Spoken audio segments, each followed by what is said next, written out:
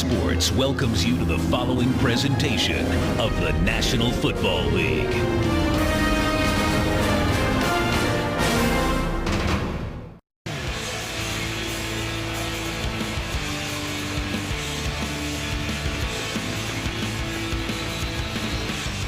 Glad to have you with us from South Florida as the Dolphins try to stay red hot. And there is Andy Reid under some fire, but only 2 losing seasons in his previous 12 years as the Eagles head coach. Well, and you know, they played on Thursday night, so he's had a few extra days to prepare. Always good with a few extra days, the Andy Reid teams. And Tony Sperano in his 4th season said this team reminds him a little bit. It's as gratifying as the 2008 playoff team in the sense that his players have fought hard after the 0-7 start. So it's all about today as the Dolphins will kick off. That's Dan Carpenter. They won the toss but deferred, so they want to play defense first. I'm telling you what the Dolphins mentality is in terms of the playoffs and how they'll look at this one against Philadelphia. Chris, we're not going, neither are you. They want to spoil it.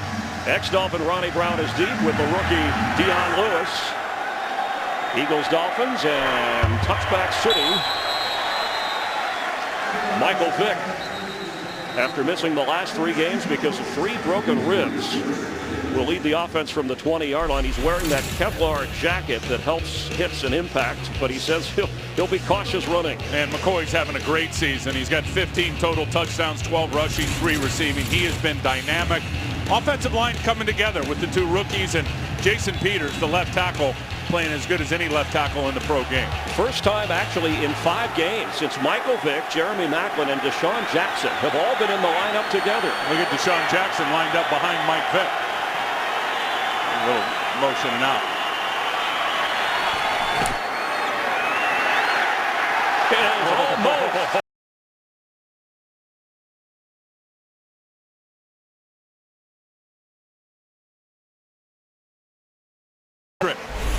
Jared Odrick, you'll see him here. He's just going to come flying into Mike Vick's face. Mike then tries to unload it to LaShawn McCoy. Carlos Dansby makes a nice read. He'll want that one back. He could have been in the end zone. A one-handed swat at it last week. Kevin Burnett, his linebacker teammate, ran one in for a touchdown after intercepting Carson Palmer and the Raiders. So 2nd and 10.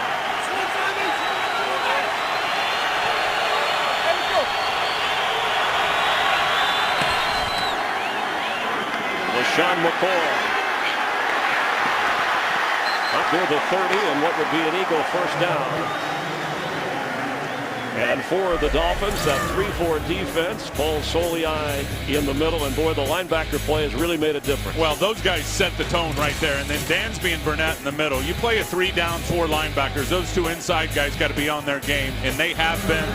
And then back in the secondary, I got to tell you, they've really tightened up. Since Vontae Davis came back 5 games ago from that hamstring, his defense has really played well. Jeremiah Bell is in the lineup with a sore foot, so he did not get the first. 3rd and a long yard.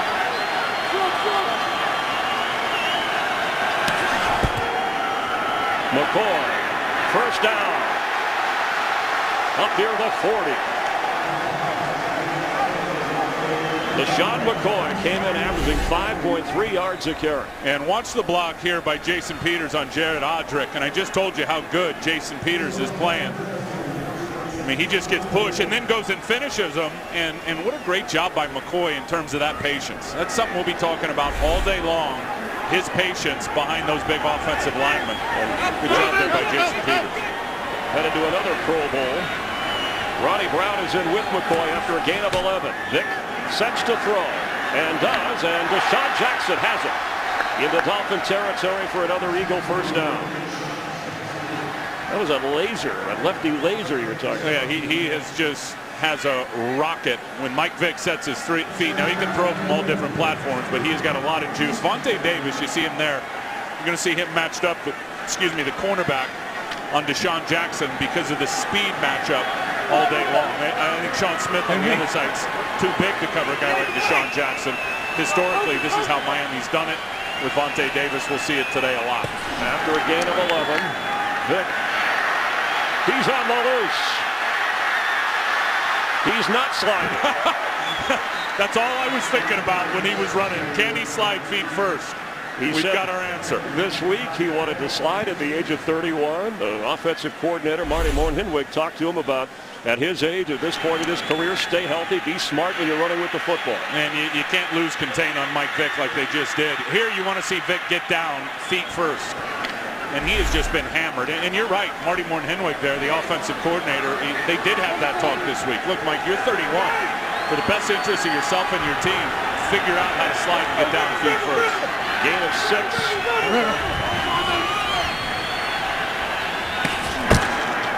McCoy to the 40. It'll be third down. Rashawn Jones from his safety spot. Michael Vick does not have a rushing touchdown this year. He's got 541 yards on the ground. Well, think about the defense for the Miami Dolphins. They haven't given up a rush touchdown in 7 games. And that's going to be a great matchup all through the day today. The number 2 rushing attack by the Philadelphia Eagles in the NFL versus the number 5 rush defense of the Miami Dolphins. It's going to get nasty at the line of scrimmage. So Ronnie Brown is in with McCoy on 3rd and 3.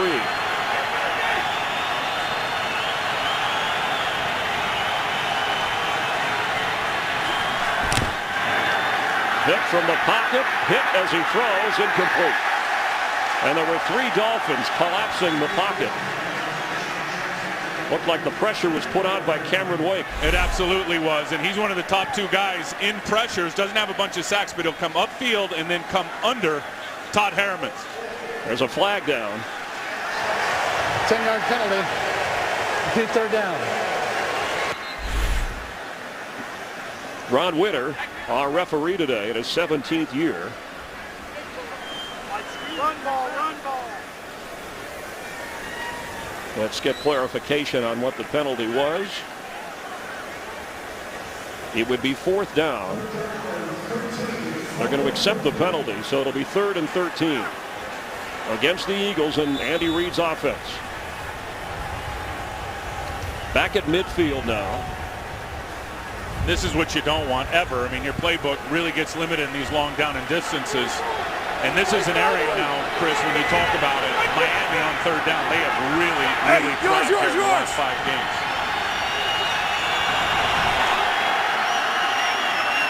Vick slips, and he is brought down by Jason Taylor. His 137.5 sacks, so he ties Richard Dent and John Randall for 6th on the all-time list. They send the pressure here, which is going to allow Jason Taylor here to get a one-on-one matchup with the left tackle, Jason Peters. And Mike Vick slips and then has nowhere to go. You know, this is the 5th game that Jason Taylor has played against the Philadelphia Eagles. He's now got 5 sacks against Philadelphia. At age 37, still enthusiastic. And remember, it rained earlier.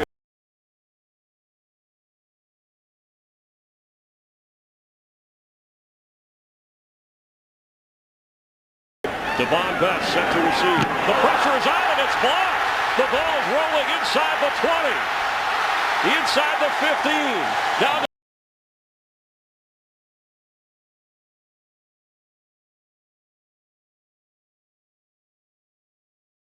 to corner from Montana. And Julius Pruitt also got in. Here it comes from over here. You see Jimmy Wilson out there, 27. Looked like he just took it right off the foot of Henry.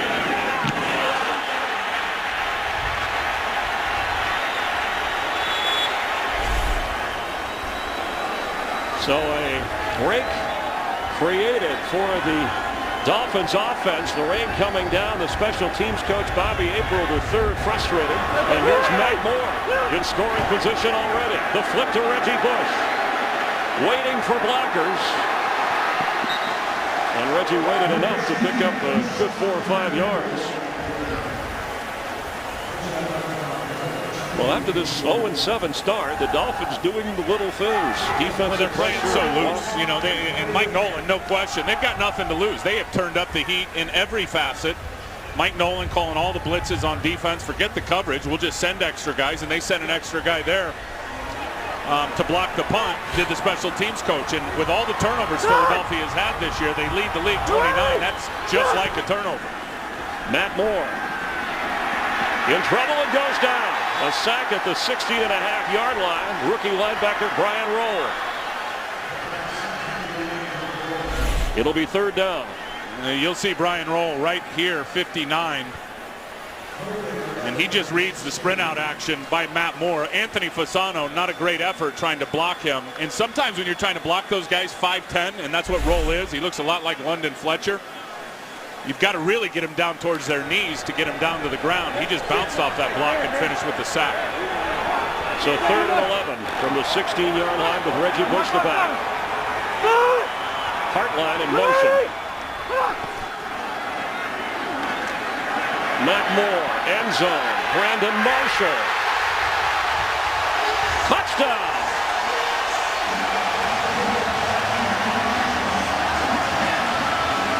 What a throw from Matt Moore. His 10th touchdown pass of the season. Well, and Nnamdi Asomugha knew the route. I mean, you can watch Nnamdi. 24 is going to be lined up out here, and he knows the corner route's coming. He'll turn his back and go to it. But Brandon Marshall just gets a gap of separation. See, Nnamdi knows the route. He's going to spin and run the corner right with him. And then as soon as he turned his eyes to locate the ball, Matt, with perfect timing, Matt Moore drops it right over the top. That was a great job by keeping his feet in there, too, by Brandon Marshall. But the time.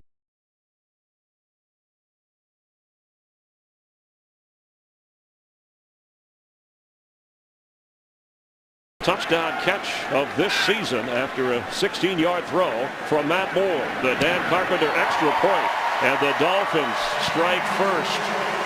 The defense set him up, and Marshall in the end zone. Matt Moore to Brandon Marshall. It's Miami up early, 7-0. This game on Fox is sponsored by Southwest Airlines. Find our fares online only at southwest.com. As good as a turnover, Jimmy Wilson with the blocked punt set the Dolphins up easily for Brandon Marshall on the touchdown catch. Matt Moore saying to us just a few days ago the rapport between Brandon Marshall and himself has improved. Carpenter's second kickoff already, and Dion Lewis will down it, so the Eagles go back to the 20-yard line, their second offensive possession. Michael Vick now trailing. Today's game is sponsored by Bud Light, the official beer sponsor of the NFL. Here we go.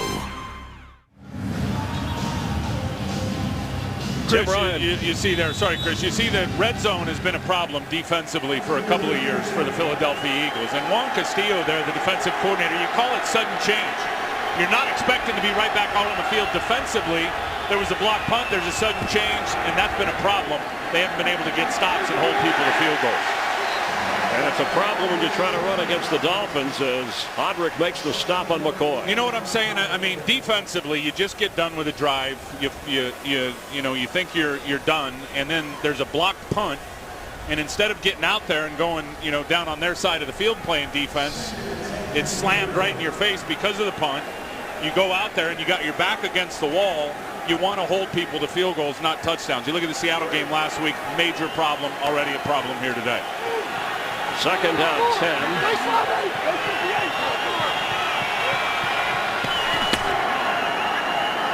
Vick slips again. It's batted in the air, incomplete. All right, so that's two slips in the pocket. Colomisi batted the pass. And I'm wondering, this wet field, again, natural grass, but it's affecting the Eagles' offense. It absolutely is, and they're not playing coverage on Mike Vick now. Not a lot of people will blitz him. Now, they have this year, but historically you're afraid to because you're playing man coverage. So they're making Mike move quick. He can barely get to the back step in the pocket, and he's already got to try to make a move to elude pressure. He slipped a few times, already been 2 sacks in this game. So now 6 defensive backs on 3rd and 10.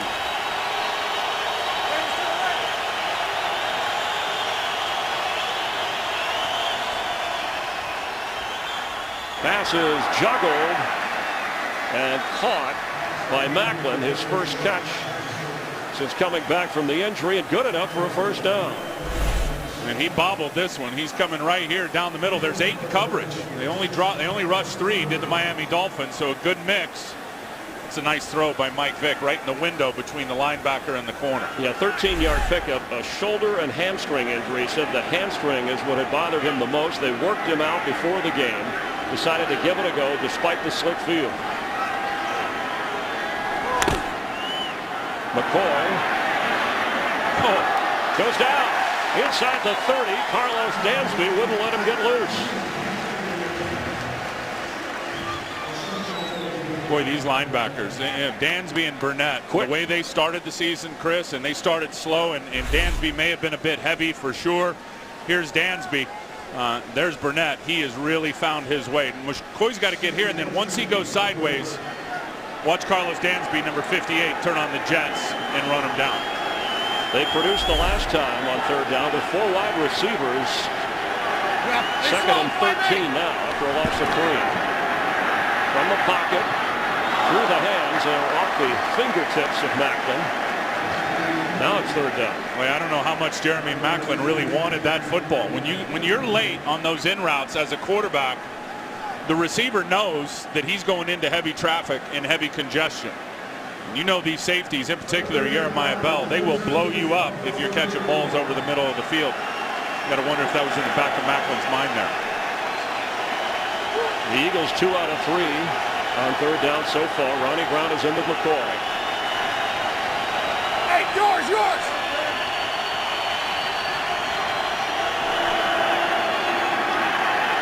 Vick goes down.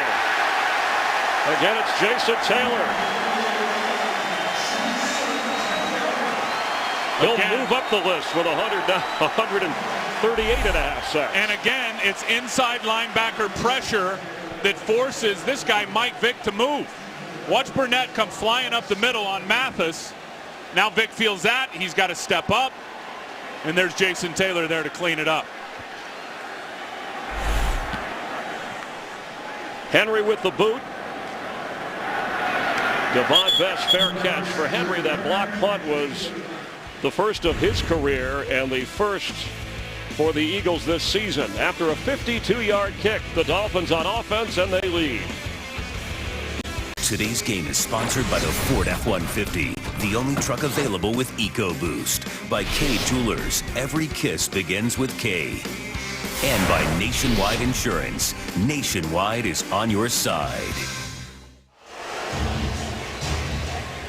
Hello, it's Tim Ryan. Chris Myers on the all-time sack list. Jason Taylor moving on up. Bruce Smith at 200-year leader since they recorded the stat, but with 2 sacks already. Taylor moves ahead of Richard Dent and John Randall. And you certainly got to start thinking about Canton and the possibilities when you put those numbers together. And Mike Nolan there, the defensive coordinator, as you see Mike, he's great at what he does. Forget the coverage. He's sending pressure and has been for the last several weeks. On a 1st and 10 play. Matt Moore has thrown 1 pass so far, and it went for a touchdown. Remember the short field. He's been remarkable. I mean, really, this is his 9th consecutive start, and this game, pro football, any level, so much about emotion and confidence. He's clearly not looking over his shoulder, Chris, thinking he's going to get replaced. His confidence is sky high, and it shows.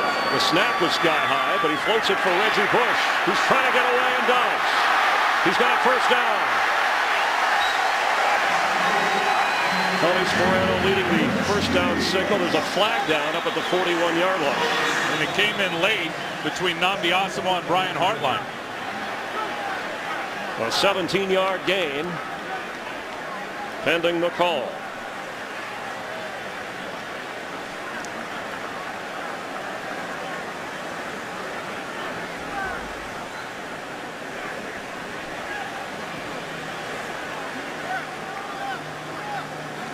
Matt Moore, in his 5th season, started as the backup behind Chad Henne.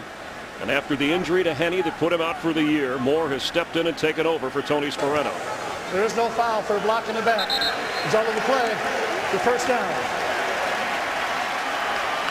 So the Dolphins come to the line after a 17-yard gain. Now the receivers are going to clear this out. Now here comes Reggie, and Brian Rolls got him in man coverage. Just enough of a block there by Pouncey to slow roll down, and then he just riding Reggie's coattails, who just burst right out of it. Reggie Bush with 5 touchdowns in the last 5 games. Matt Moore goes the other way. And Reggie slips out of bounds near the 40. Thought it was the Eagles who like to run the screen. Matt Moore, drafted by the Angels as a third baseman, but wanted to pursue playing football. Went to UCLA. He's from Newhall, California. The only true freshman to start a game for UCLA and win as their quarterback, then went on to Oregon State. So told me he's used to this kind of rainy weather. And won his first game when he came in relief of Jake Delhomme as a Panther. So they call him California Cool.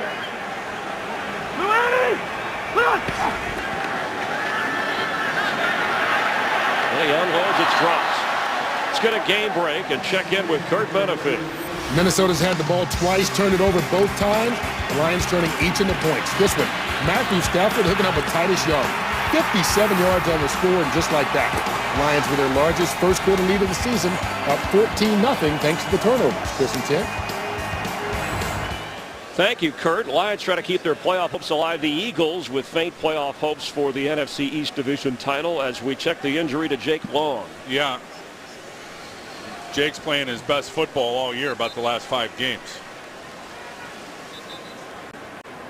Jake Long, the #1 overall draft pick at one time and Pro Bowler on the sideline. Yeah, and this doesn't look good. I mean, the way he was blocking Trent Cole, he just hitched up, and to me, I watching the play live, I looked at you, I said his low back just gave out on him. And he walked gingerly over to the sideline, and immediately the trainer has been dealing with his low back. Yeah, Nate Garner, number 75, comes in for Long, former Jet, 4th year out of Arkansas College. He'll have his hands full against Trent Cole over there at right end. Another high snap on 3rd down. Matt Moore just flips it. And the Dolphins will be forced into a punting situation. And this is going to, look at his stance. I mean, he's got his nose down on the ground. But there's Gardner there, the replacement for Jake Long. And he is going to have his hands full, and they're going to have to give him help. Just like Reggie Bush tried to get a little chip on his way out there. We have Jamie Maggio down on the sideline. She'll check on the injury and any other activity that we need to report on, but it doesn't look good for Jake Long. There's nothing worse than low back pain. Deshaun Jackson back to return Fields' punt. What a booming kick inside the 5. Jackson gets outside and across the 10-yard line. No returns, punt or kickoff for touchdowns for the Eagles this year. They have the football trailing 7-0. The Eagles want to get LaShawn McCoy going. All good news when he gets his hands on the football. Look at that, no fumbles, 215 carries. But so far, Tim, today, Dolphins have done a pretty good job. 5 carries, only 19 yards. What's amazing about him is how loose McCoy carries the ball in space, but as soon as he gets in traffic, he's able to tuck it in and put the clamps on it. From the 12, first down. Vick goes down. Yes, here comes the penalty flags. Down at the 2-yard line. Tony McDaniel got there first. I don't know if would cause Mike Vick's helmet to get ripped off. It's either a face mask or it's going to end up being a hold, one or the other. It's already the 3rd sack for the Dolphins, and then another one that was right at the line of scrimmage. They got to get to the quick pass. Personal foul. Drafting a face mask. Defense number 78. 15-yard penalty. And a first down. That's on Tony McDaniel. Well, and again, they're sending pressure. Mike Nolan sends 5 guys, and Marty Morton-Henwig is trying to move the pocket. Oh yeah, that was a nasty sack right there. Now Mike Vick says, "I'm still live. I better get down." When you're holding the evidence right there too, you better get rid of that thing. Mike thought the play was over, then he realized, yeah, I better get down. I'm in the middle of some live action here. But you just saw there, the pressure is already bothering Marty Morton-Henwig, the OC, the offensive coordinator, moving the pocket around a little bit. They're going to have to get some fast pass stuff. So the penalty puts it up to the 17-yard line. First down, Eagles. Here is McCoy. Nowhere to go. Chris Clemens from his safety spot. And that's the deal, Chris. When you're sending pressure on the passing downs, you've got your guys in position if they decide to go with a run. And Chris Clemens, we've already seen him a couple of times today, come off the slot and have pressure on the quarterback, in there and get a tackle for loss on LaShawn McCoy. Because you're not backpedaling. Everybody on this defense in terms of the front seven are moving forward on the snap of the ball. A loss of 3. Hey, ram, Kelsey.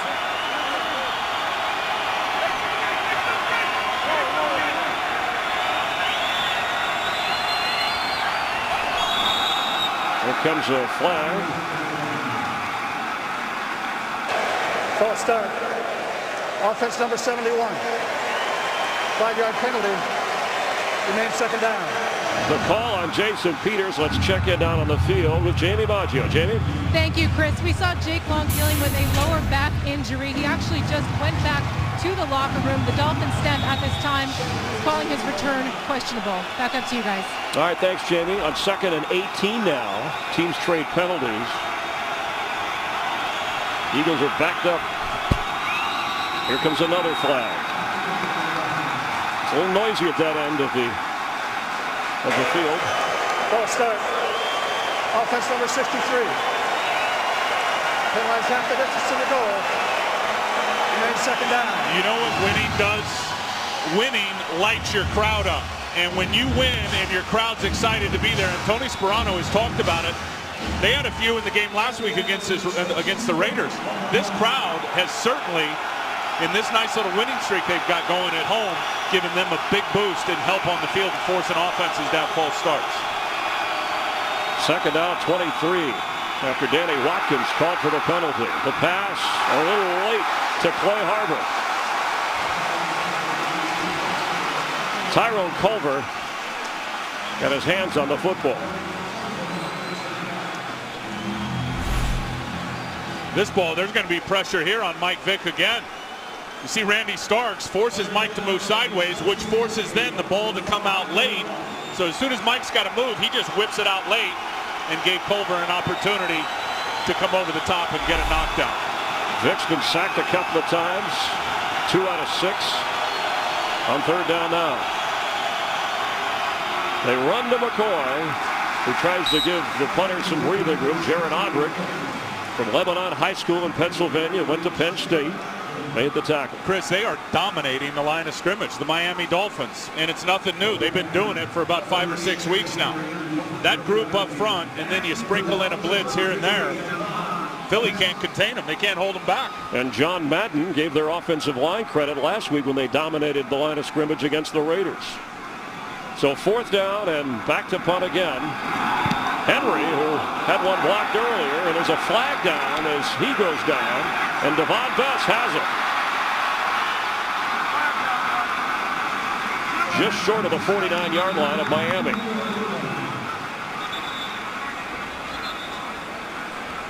A 54-yard punt and an 11-yard return.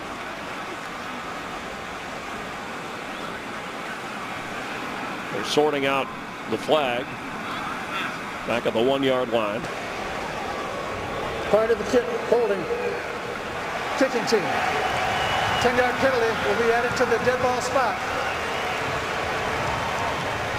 Timeout. So after an 11-yard return, some may have thought, was this roughing the kicker? That's not the call. Dolphins have the football. This January, Fox returns to the Octagon with an incredible UFC Fight Night triple header, and a title will be on the line. Former light heavyweight champion Rashad Evans and undefeated Phil Davis headline the card, plus some explosive middleweight bouts. The UFC Fight Night. It's a triple header on Fox, live from Chicago, Saturday, January 28th at 8 Eastern, 5 Pacific. From the 41-yard line of the Eagles after the return and penalty, a 22-yard gain. So Miami in excellent field position to add to that 7-0 lead.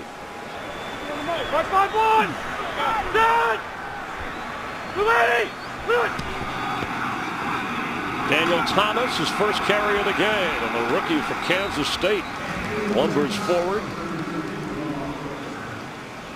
Miami hadn't had the ball all that much, but looks like Jake Long is back by the sideline area, the dugout area. No longer the Marlins Stadium. They have the Miami Marlins have their own field. This is all football all the time. Yeah, unless something miraculous happens in the locker room, he is done. I mean, for the day. You can tell by the way he's walking. I've had low back pain. No way. Thomas again on second and 6. Cullen Jenkins for those free agent signees, the ex-Packer, showing some quickness inside. Well, and that's the thing about the Philadelphia defense is they are a quickness group. They are an undersized group. They're a group, I think, a bit like we always talk about Indianapolis when you look at all the speed and the pass rushers built to play with the lead. But because of the turnovers, because of the injuries to Vick and Macklin, they haven't had a lead in a lot of games.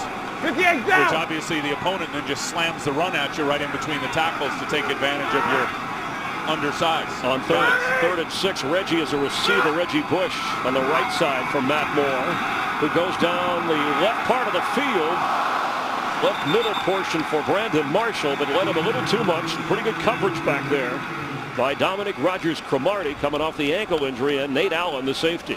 I think Matt Moore would have had him if he would have let him more to the outside. He leads him down the numbers, which gave the safety time to catch up and really get in the throwing lane. I think if Matt Moore throws it really to the numbers instead of inside the numbers, Brandon Marshall's got a chance to get that one for a touchdown. He already has one in the game. So Dan Carpenter, 20 out of 24 so far this year, looks to try a 55-yard field goal. The sun is out. No wind to speak of, and the rain has subsided. Field looks a little drier than earlier. Snap, kick, hold. He missed it. Eagles will try and capitalize on the field position with 1:34 to go here in the opening quarter. So Michael Vick took all the reps in practice. He's coming off missing 3 games. They were 1-2 without him. Vince Young in there. He has yet to really settle in. Well, he gets to the back step in his drop, and he's already got the pressure in his face. The offensive line has just gotten hammered in this game. So maybe you got to start thinking about having your 2 tight end package out there, keeping a tight end in. Also, it's going to force LaShawn McCoy to stay in as a blocker, which limits Mike's weapons, but you've got to protect your quarterback. And Mike's going to have to just simply get the ball out quicker, and those plays will come in from the sideline from Marty Moore-Hinwig in terms of the 3-step drop stuff. Vick rolls, sets up, throws, and has McCoy, who's still running inside the 30 of Miami. That was a creative play. Well, and another way to elude the pressure, roll your quarterback out on a bootleg. 26-yard gain. And Mike under center, he's going to take it out and a bootleg, but then LaShawn McCoy is going to be the throwback guy. You watch the defense. Kevin Burnett, Randy Starks, those defenders, they both go that way, and then they see Mike Vick the other way. So they started their pursuit in that direction. McCoy was wide open. McCoy one of 5 Eagles with 40 catches or more. 2 tight ends in. Pass is complete to Brett Selleck. And fighting off some of the Dolphin defenders. May have gotten the first down. Great effort for the fired up Selleck. His 46th catch of the season. And Vontae Davis didn't like that. An 11-yard gain, so he did get the first down. Your 2 tight end reference helped. Yep, and Vontae Davis is coming out right now for a play or 2. Because Selleck's just going to lower the boom on him. Bang, right there. Shakes down 2 guys. Vontae Davis is standing on the sideline now. Vick somehow worked it to Selleck again. Great throw. Great throw. I mean, you can't even imagine how small that window was that Mike Vick just slid it into. So the Eagles on the move with their best scoring opportunity of this game so far. After an 8-yard gain, it will be 2nd and 2 as the first quarter winds down. And the Miami Dolphins on a Matt Moore to Brandon Marshall touchdown and a strong defensive performance lead the Eagles 7-0. Dolphin corner Vontae Davis being worked on the sideline. So Nolan Carroll, second-year player from Maryland, number 28 at the corner, is in on 2nd down 2 from the Miami 9. Look for some type of sprint option by Mike Vick. Always a classic in the West Coast offense. You roll your quarterback out. That helps you elude the pressure, which Miami has done a great job of. And then Mike's got a run pass threat. It's a two-way threat.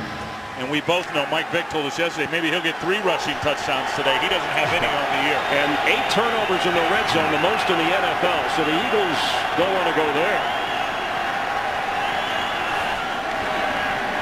Vick's throw to Deshaun Jackson. Splitting forward to the goal line. It'll be 1st and goal, Philadelphia.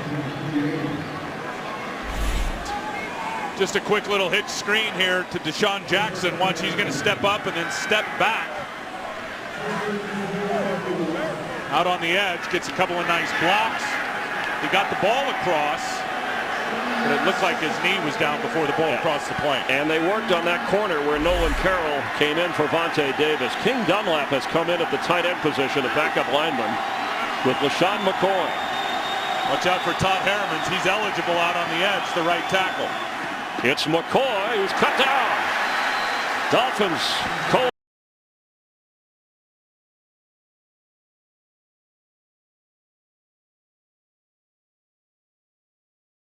Block down with the guard, which they do. Watch this guy just fly up into the box. I mean, as soon as that guard, Danny Watkins, blocked down, Koamisi's read is shoot your gun, get up there and run through the alley, and he did, got a tackle for loss. 2nd and goal from the 2. McCoy. Touchdown Eagles. 16 touchdowns this year, 13 on the ground for LaShawn McCoy.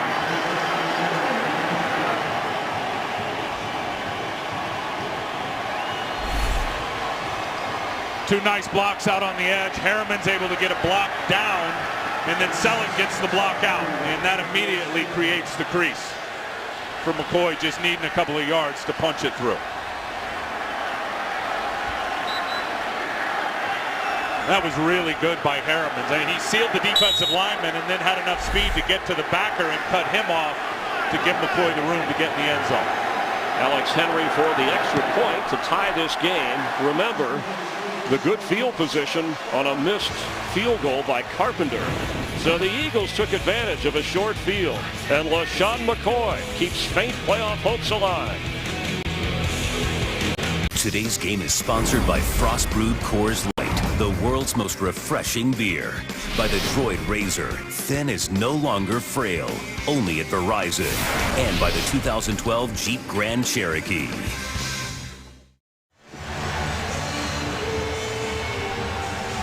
Here in South Florida, Todd Harriman's being worked on over on the Eagle bench after the LaShawn McCoy touchdown. Again, his 13th rushing touchdown of the season. How about the versatility of Harriman, who's always been really a left guard. Now he's played tight end eligible down on the goal line, but this year, because of injury, had to move out and play right tackle, and he's been the right tackle all season. That time he was back at the left tight end position and had a very nice block. Henry ready to kick off to the Dolphins. Remember, the Eagles, they have to win out. Hope that the Giants go 2-2. They play the Cowboys tonight, and then Dallas goes 1-3, and the Eagles would win the NFC East. How about that? Yeah, that's wacky. amazing after all they've been through. But they've only, back-to-back games might be a chore for Philadelphia.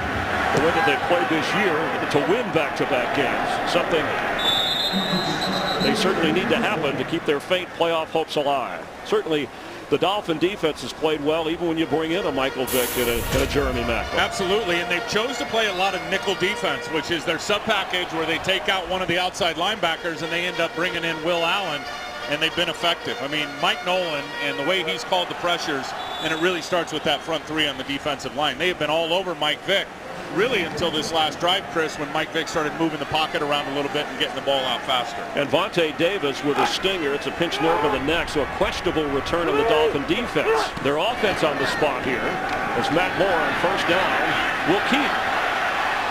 Penalty flag flies. He goes out of bounds near the 28-yard line.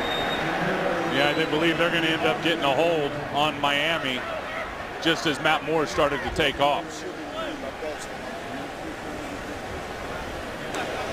Holding. Offense number 51. 10-yard penalty. Repeat first down. It's on Mike Pouncey, the rookie center from Florida. And that'll back the Dolphins up. Well, that's a killer now, because I'm telling you, as a defensive player, when a quarterback runs and picks up big yards, yeah, he just threw Trevor Lawrence down right there. That's a mental backbreaker. Matt Moore had about 7 or 8 yards there that's coming back, and then you had 10 to it, so really a 17-yard loss. Help me go. Only the second penalty accepted against Miami. 1st and 20. Reggie Bush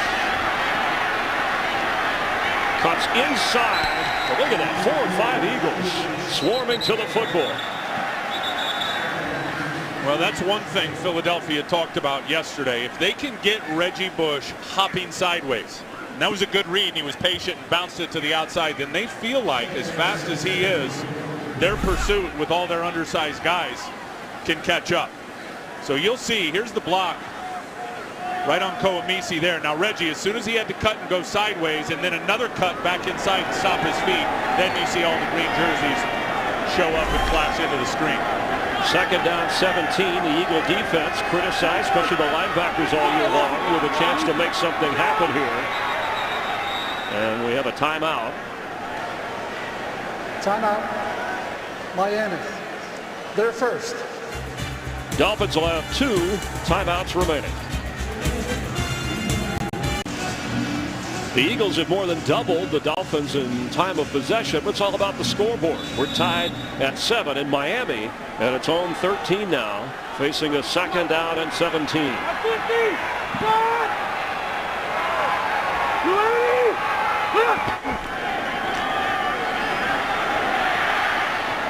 For Devon Best, it's intercepted. Kurt Coleman has it for the Eagles. And Kurt Coleman gets it inside the 2-yard line. Down to the 1. And Matt Moore was under pressure, under heavy duress when he threw that ball up and way over the head of Brandon Marshall. And it was really his own guy. Watch, it's not even a Philadelphia Eagle. It was Nate Garner getting bull rushed and pushed by Darryl Tapp. So Matt Moore's got his own player in his lap. He just tossed that ball up. Really a prayer, thinking Brandon Marshall would go get it. Way overthrown, and Kurt Coleman gets a pickoff. Yeah, and Garner is in for the injured Jake Long. For Coleman, his 4th interception of the season, and that leads the Eagles. And 1 yard away from taking the lead with just over 12 minutes to go in the 2nd quarter. And that's one thing Miami has not done over the last 5 games, is turn the ball over. Their ball security has been outstanding. Michael Vick has to get rid of it. There's that run sprint option pass I was talking about. Nice catch by the observer in the orange shirt on the sideline. There's good pressure there from Carlos Dansby. See Mike Vick peeling out to his left, and the receivers will go this way. So Mike's got the pass option, or he's got the run option. Carlos Dansby wasn't having it. And it was those 2 backers once again. Kevin Burnett in the coverage, Dansby with the pressure. LaShawn McCoy already has 1 touchdown today. He gets the carry and squirms forward. No signal. Yes, touchdown McCoy.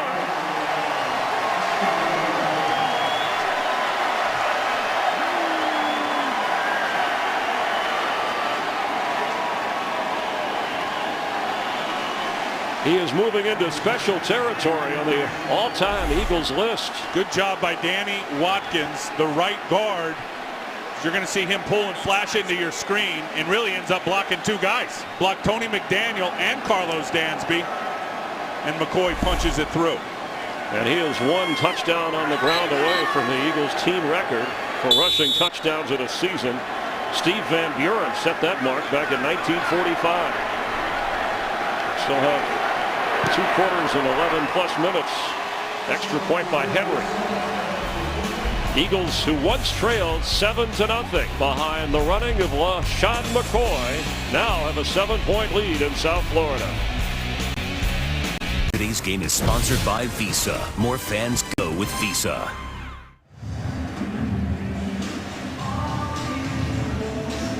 Kurt Coleman's 4th interception set up the 2nd touchdown run of this game for LaShawn McCoy, who is on the doorstep of shattering an Eagles record held by a legend for a long time, Steve Van Buren. There's a legend when it comes to sacking the quarterback. Jason Taylor with 2 in the game so far. It was a blocked punt that set up Miami's only touchdown. Yeah, Miami has done nothing on an offense. They really haven't. They've got 42 yards of total offense. We just showed the time of possession graphic. Only half as many plays and play opportunities offensively as the Philadelphia Eagles. The difference is the block punt and the sacks by Miami's front. And Matt Moore, his 6th interception of the season. He had the touchdown pass. Brandon Marshall has just 1 catch in the game for Miami. LaShawn McCoy with 10 rushing attempts, only 23 yards, but the 2 scores. And after the ball comes off the tee, rules require the football to be held for the kicker, Henry, and Curtis Marsh taking care of that. Clyde Gates had a 77-yard return last week against the Raiders, but he will get no opportunity here. Miami comes out to the 20.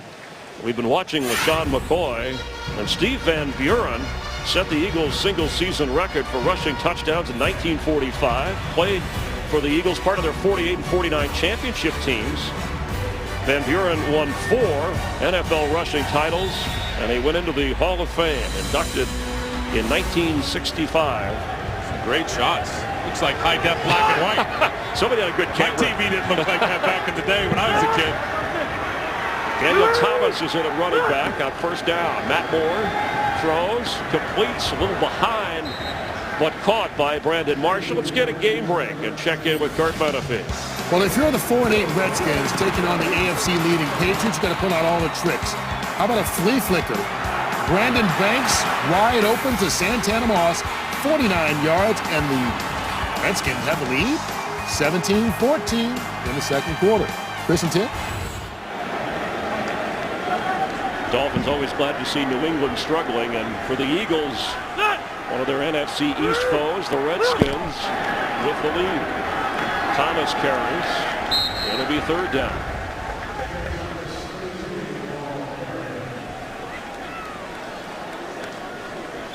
Trent Cole, who said when referencing Reggie Bush, he's a tougher Reggie.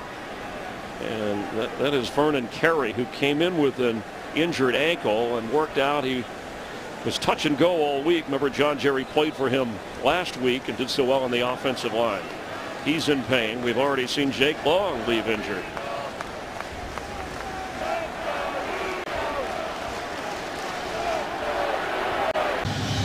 So Vernon Carey with the right guard with an injury on the sideline. John Jerry steps in. They're thin. They have no other active offensive lineman because Nate Garner is in for Jake Long, who left injured. Yeah, and I think Vernon Carey's coming right back in. By rule, he's got to come out for 1 play. It looked like he just took a Trent Cole knee to the back of his calf. It looks like he's going to be coming back. 3rd down and 3. Dolphin offense on the spot. They got to find Devon Bess, who's at the top with the Asante Samuel on. Matt Moore to Devon Bess, who's been targeted more. He fumbles the football, and the Eagles have it. Asante Samuel jumped on it and forced it. Another Miami turnover. The Eagles have the football. Well, man coverage. Devon Bess is the guy. Here he comes. Asante Samuel's running with him. Good throw. Everything's set up. Now watch Asante just punch that out. Get violent with his upper body and just take a swipe at it. Knocks it out. Bess goes down, and now he's able to get up and get the recovery. Huge play. There's a guy Tony Sperano talked about with 44 career interceptions. Bess, the most targeted receiver on 3rd down in the NFL this year. Good news for Miami, though, as Vontae Davis, who had the stinger, comes back out at corner, number 21. Bad news is they got to try to stop Michael Vick. Let's see if they take a deep shot here. That's Brett Selleck, who has a 1st down. Inside the 25. That's one thing. They are creative with their little misdirections and screens with Marty Morton-Henwig, the offensive coordinator. He's got 5 or 6 in the game plan for every week. And there's Marty there, and they just faked it out to LaShawn McCoy one way and came back to Brent Selleck the other way. Well, you said after a gain of 11, get the tight ends involved, because with all those other weapons, having Macklin and Deshaun and Michael Vick back at one time, it's almost impossible to cover them all. Yeah.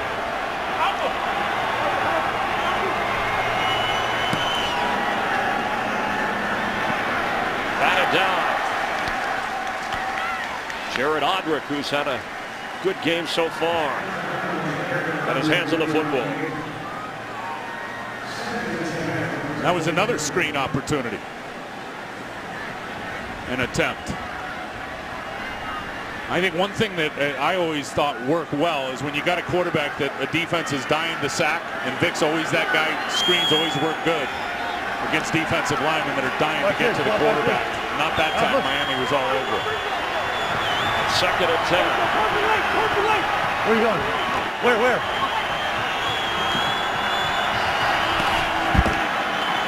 LaShawn McCoy slips a tackle. He's slippery, he's shifty. His mom nicknames him Shady.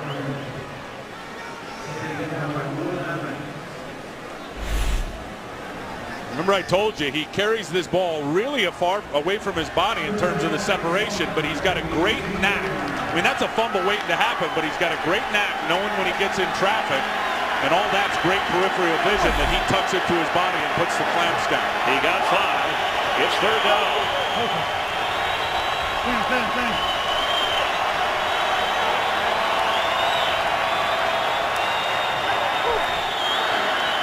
Pressure is picked up for a moment, and then the Dolphins get to Michael Vick. And Rashad Jones, the safety, brings him down.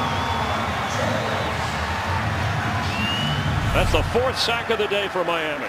And Rashad Jones is the guy that comes off the edge right up here, unblocked. That was a break in protection. You see Jason Peters blocks down. There were 2 guys outside of him. The back got one of them, and no one blocked Rashad Jones. Mike Nolan is really good at dialing up pressures and know when to dial up the pressures at the opportune time. Alex Henry has made his last 10 field goals. His last miss was week 4. This is a 40-yard try. The kick. It's good. The Eagles lengthen their lead. A 10-point advantage here. Hey, Fox tonight, an all-new Family Guy going to deck your halls with Peter and the gang. It's a wild holiday adventure as the Griffins celebrate the season as only they know how. A lot of mayhem and laughter on an all-new Family Guy tonight at 9 Eastern, 8 Central, followed by an all-new American Dad on Fox.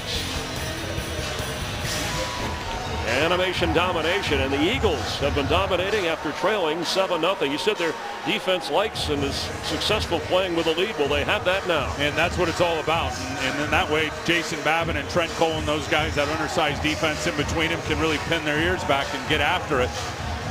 They've certainly got Miami on their heels, and I'll tell you why. Miami's really been unable to run the football. And if they can't run, things get exponentially harder on your quarterback, Matt Moore.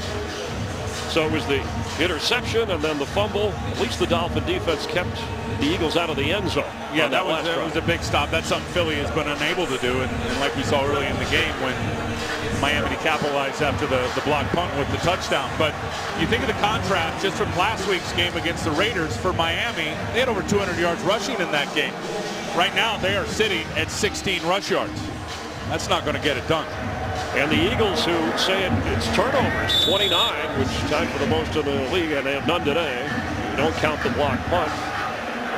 It's kept them from the victory column. Clyde Gates will down it, and the Dolphins come out to the 20-yard line. Tim Ryan, Chris Myers here in South Florida. And after the block punt, Matt Moore with a perfect throw to Brandon Marshall to give the Dolphins a 7-0 lead.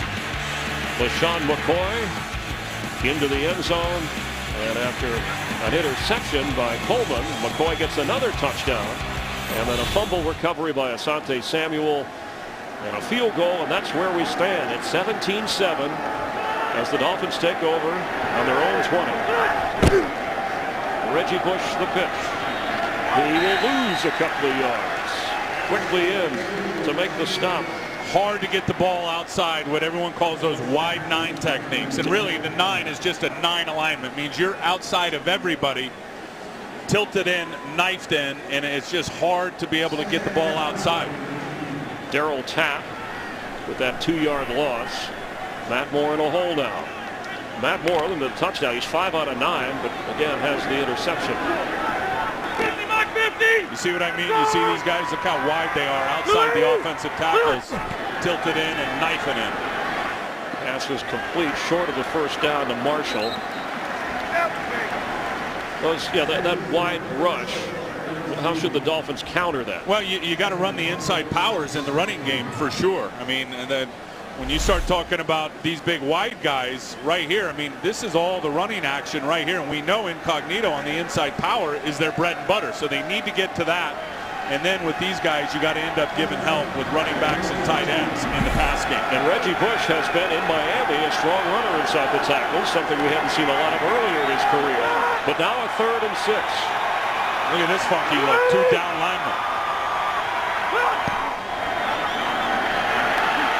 And down goes Moore. Casey Matthews, the rookie linebacker. Well, you got 2 linemen on the field. You got 4 linebackers. They're all inside the box. And Matthews just comes right up the gut. Defensive lineman, defensive lineman. 4 guys right here. There's Matthews who gets the pressure in the sack. Carey's got to block down. Colombo's got to block out. It's to the other side of the running back. There is nobody to block Casey Matthews. That is a great scheme call by Juan Castillo and better execution by Matthews. First career sack for Matthews. His brother, of course, the Packers. Matthews, his uncle, his dad. As Deshaun Jackson takes the punt and flips. Curtis Marsh couldn't hold on to the football, and the Dolphins have it. And I think it was Tyrone Culver that knocked it out, Chris. At first, that looked like a forward pass, but if you looked at where Deshaun Jackson threw it from, it was clearly a legal backward pass. And I think, Tim, it had something to do with the way he hesitated. He wanted to make sure it wasn't forward when he threw it. Absolutely. So he throws it from beyond the 30. Marsh catches it behind the 30, and then there's Culver to knock it out. Now the question is, was the knee down before the ball comes out? No way. That's a fumble recovery, Miami, and the turnovers that we talked about. Now the 30th this season. Very interesting call by Bobby April. Up 10 points. Getting the football. I don't know really if you needed to do that based on where we are in this game. Second quarter up 10. Tough break from Marsh. Big play Culver. Matt Moore on first down. He fumbles the football, and the Eagles have it. Just like that. Takeaway, giveaway. As Mike Patterson came up with the football. We were just talking about the wide 9s and those big wide alignments. A lot of times, Chris, you're so worried because of their alignment out here. You're worried about them beating you around the corner. Babin comes underneath on Colombo with a spin move. You see, as soon as Colombo turned his shoulders, worried about the speed rush, Jason Babin, the left defensive end, spins it back inside and swats the football out. In the battle of turnovers, Miami leads that 3-1, the category you don't want to lead. As Babin caused it, 12 sacks this year, his second go-around with the Eagles, and knocking that loose for Patterson to recover. It's amazing. That's his 13th sack on the season. The guy's got 26 and a half sacks in the last 29 games. He has found the fountain of youth. Pass is complete to Selleck, who's knocked down at the 35-yard line. It's a good legal hit by Jeremiah Bell, too. Leading tackler of the Dolphins. No, that's one of those opportunities where you have the opportunity to blow the guy up from the neck up, which always end up being called with hits on defenseless players. That was really good by Jeremiah Bell, lowering his strike zone, making a good legal hit, but yet being violent and forceful. A 9-yard pickup. Vick is 8 out of 14. He's run one time.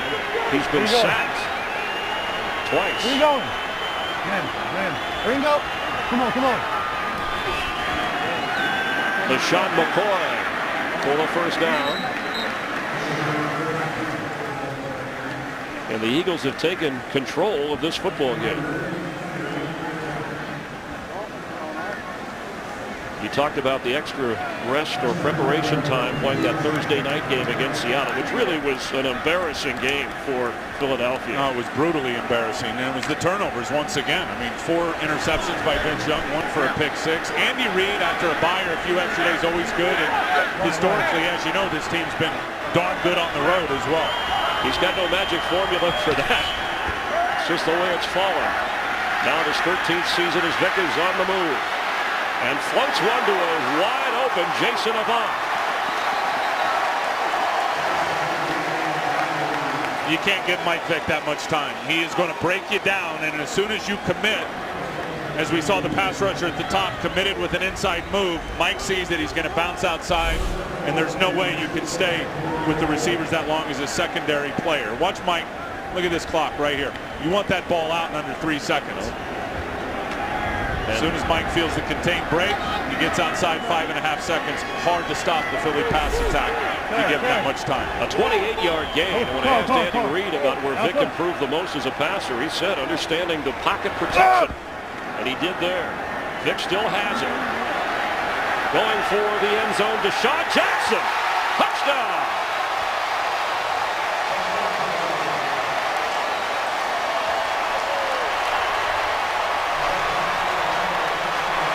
Well, that is a great route by Deshaun Jackson. And he had guys spinning all over the place. Watch this route. I mean, this is the one-on-one matchup we've been talking about. And he looks back inside and clearly a bust. Jeremiah Bell, who was playing safety, wanted Vontae Davis back playing the deep quarter in that part of the field. And you can see right away, Jeremiah Bell turned and started yelling at Vontae Davis, and Deshaun Jackson made him pay for it. He's only 5'10", 165 pounds as Henry with the extra point. And Andy Reid said he's all in after all the chatter about what it looked like in that loss to Seattle. A 34-yard touchdown pass hauled in by Deshaun Jackson. And the Eagles open up an even bigger lead after having trailed 7-0. They now lead at 24-7. And you know what? Marty Morton-Henwick said it. He said the guy's preparation has been outstanding. We all understand the contractual issues that Deshaun Jackson's going through. But you know what? In regards to Philadelphia, they'd definitely be willing to put him a real nice deal on the table. I know that. Problem is, I think Deshaun Jackson wants top wide receiver money, and I'm not so sure they see him that way as a receiver. Now, you add the return skills to it and everything he does as an impact player on your team. Guy's absolutely worth a lot of bread. His 3rd touchdown catch of the year. We see things on the outside, but his teammates, Tim, rallied, and I don't know if that's just, hey, it's us against the world, our locker room, but his teammates rallied around him after that expose of Thursday night, and Michael Vick even said, hey, you know, he's motivated even more. And say what you want, and in terms of what you hear out there, it has not fractured the locker room by any means. They are not a 4-8 team coming in here because of this situation fracturing the locker room between certain players and coaches. They're 4-8 because they've had injuries at key positions and they can't hold on to the football with the turnovers. And that's simple. For the first time since they played the Bears, 5 games that have had Deshaun Jackson, Jeremy Maclin, and Michael Vick all healthy and all in the same game, and you see the results. 17 points off turnovers.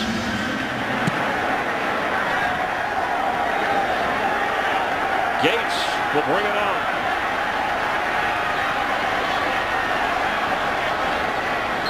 Good return across the 20 for Clyde Gates. Friday, January 6th, one of the more anticipated bowl games of the season. 8th-ranked Kansas State against 6th-ranked Arkansas in the only Big 12 SEC showdown, and our exclusive coverage of the always classy, the 76th Cotton Bowl, live from Cowboy Stadium at 8 Eastern, 5 Pacific. You'll see it in high definition on Fox. That's January 6th. The Cotton Bowl right here, and the only non-BCS game that features 2 teams that are ranked in the top 10.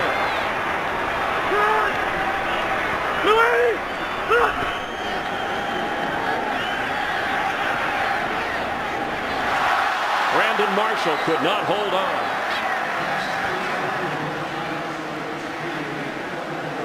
Couldn't make the throw any better if you're Matt Moore. Nice crossing route. Put it right on the money, and Brandon's had a few issues with drops, especially early in the year. We're going to find out what Matt Moore's all about now. Down 17 points. They haven't been in this situation for a while where they're going to have to play catch up with the passing game. He signed a 2-year contract when he came here to back up for Tony Sperano. Chad Henne, by the way, the injured shoulder on injured reserve, still working out with the team. Is Moore a starter in the NFL? He hesitated when we asked him. And that says he is. The completion to the tight end. Well, you see Philadelphia with a 17-point lead. They're going to play a lot of cover 2, which is 2 deep safeties, and there they are. And then here's Fasano. He's going to get right down the seam. You got to have time versus a 4-man rush for the play to develop. They get it, and they slam it right in that cover 2 hole with the 2 deep safeties playing wide.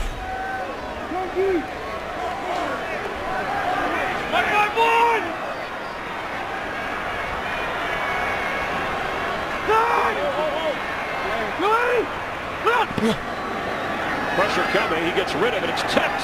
And Devon Best holds on.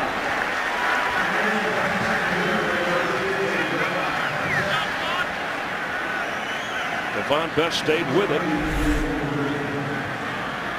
Watch Kurt Coleman's going to come here on the pressure. The safety. Also, Akeem Jordan comes. He gets the hand on the ball and ended up being a really good catch. An adjustment, by Devon Best. Daniel Thomas. Is that inside power? And it looked like he got near a first down. He needed 2 yards. The yellow line is not official. The officials make it official. We'll see how they spot it. Dolphins want to get some points before the half after trying to end the avalanche of Eagles scoring.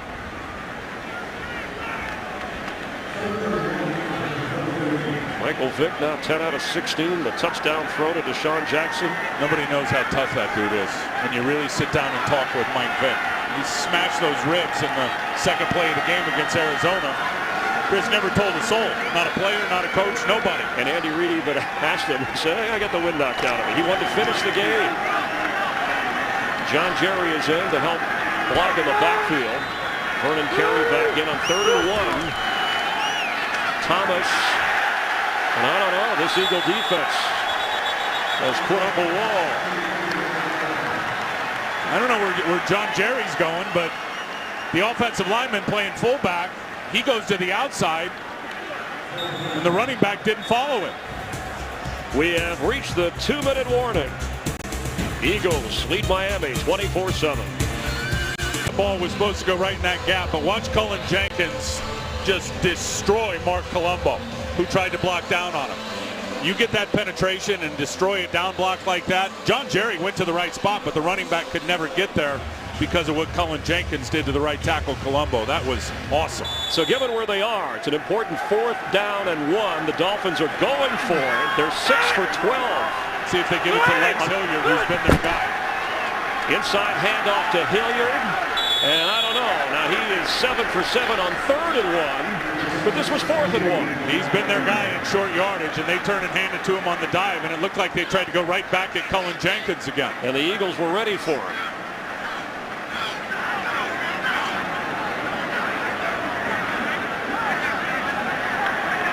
It's a pretty good batting average, 500 when you're going for it on 4th down. But the way the Eagle defense is tightened up here. And even a better batting average if you're giving it to Lex Hilliard, who was 100% short yardage situation, 7 for 7.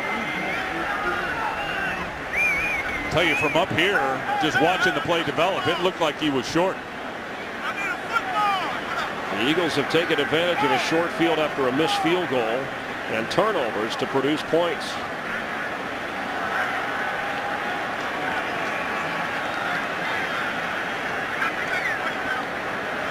Always try to judge it from this angle by the slack in the chain. Now they're going to tighten that baby up.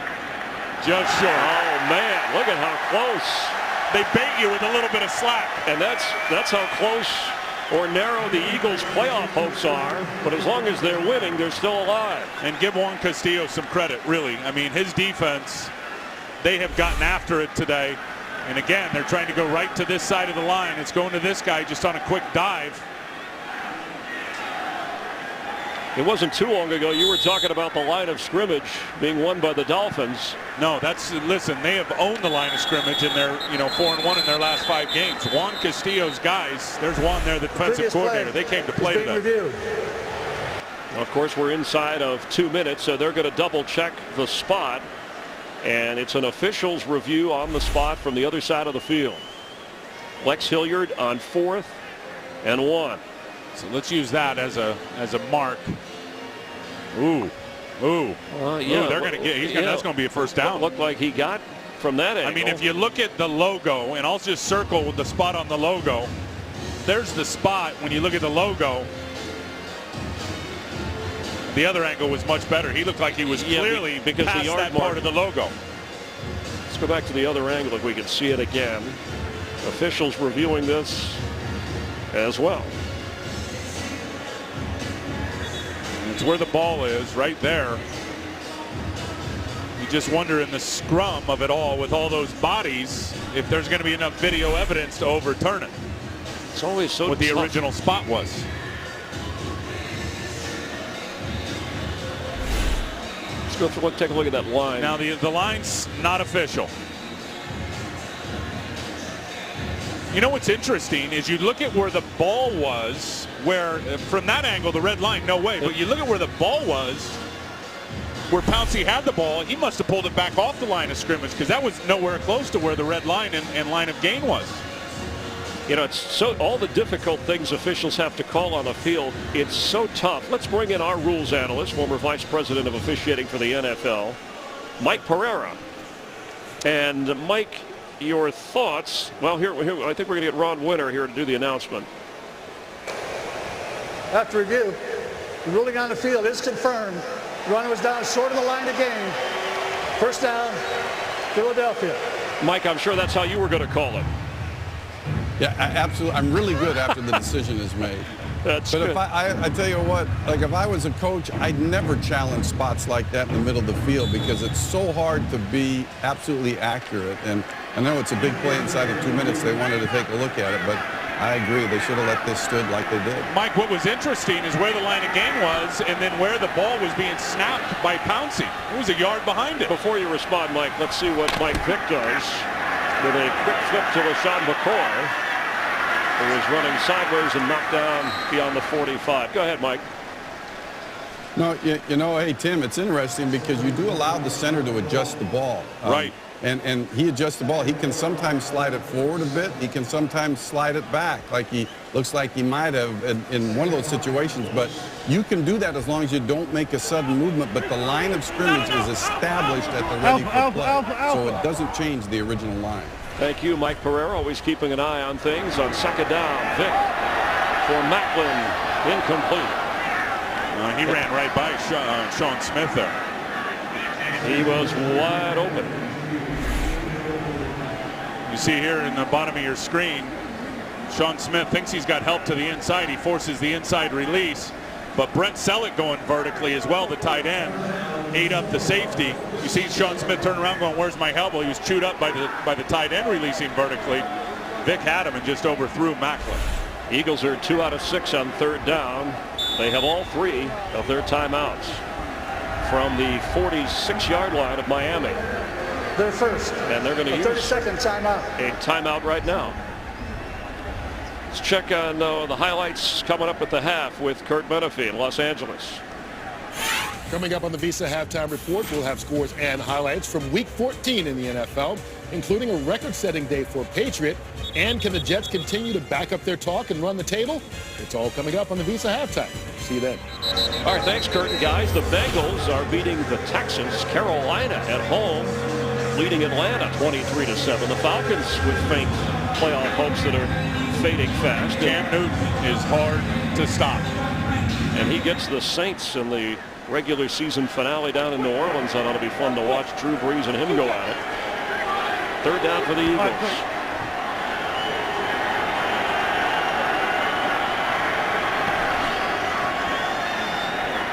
Batted in the air and incomplete.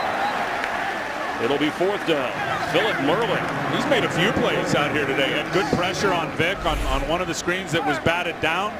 And here you're going to see him. He's playing right here.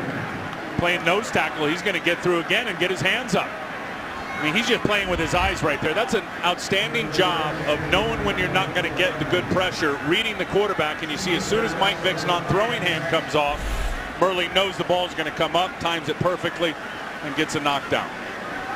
Dolphins with a chance to get the football back. They have 2 timeouts and just over a minute to go. Will they go for another punt block? He gets it away. Devon Bess from the 10. And up to the 20-yard line where Miami get a chance on offense, trailing 24-7. Now, I mentioned the playoff hopes, not all that far-fetched. The toughest part is the Eagles have to win their remaining games, which includes today. The Giants have to go 2-2, and they play Dallas tonight, and the Eagles do play the Giants one more time. And then Dallas has to go 1-3. The Eagles play Dallas again. They already beat them once. And then the Eagles would win. If all that happens in the right order, the Eagles would win the NFC East. I love the way coaches look at it, too. Andy's got all that scenario. He came in excited. Yeah, we're alive. Marty Morton-Henwig, the OC, says, I've been in worse situations. We've come out better. It is painting a nice picture of it, don't they? Hey, the Packers got in on the last day last year and took off. The Eagles in 2008. Any hope is good hope. And the way their defense is playing. There's those 2 wide 9 techniques. Babbitt on one side playing way outside the formation. Trent Cole on the other. And they have a Sunday afternoon meeting at the quarterback, both of them. 4th sack of the game for the Eagles. And I'll tell you what, Babbitt is working that inside move, and he brought everybody down inside with him. Again, always effective when you line up super wide. The offensive tackles are so worried about the outside speed rush that if you have a counter move to the inside, it can be very effective. We've already seen it twice today by Babbitt. He's a different guy. I mean, you look at him, second stint in Philly.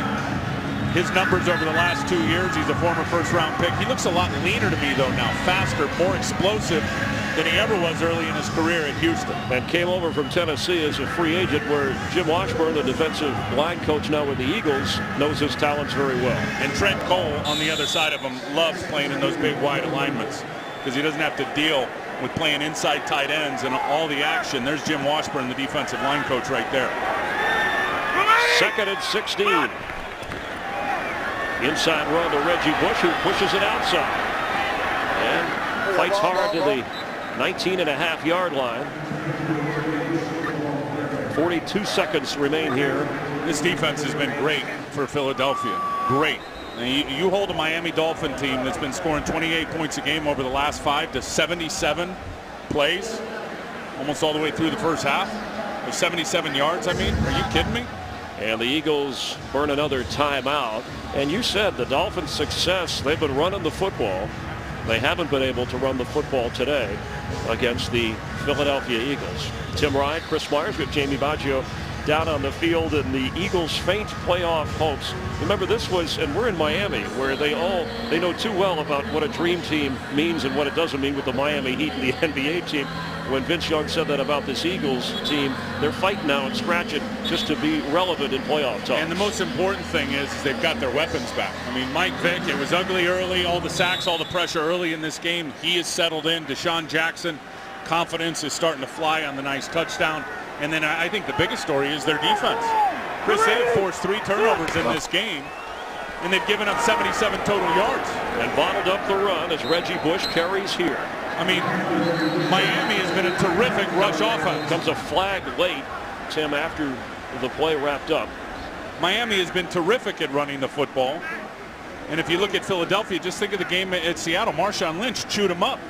Well, different team today. During the absence of Michael Vick, they went 1-2 with Vince Young at quarterback.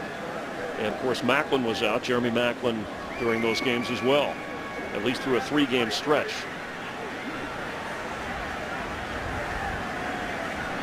.29 seconds remain. After the play was over, there were 2 fouls on the play. Personal foul, unnecessary roughness, number 68, offense. Personal foul, unnecessary roughness, number 57, defense. By rule, those penalties offset at the dead ball spot. Makes it 4th down. Richie Incognito and Keenan Clayton involved in the penalty exchange.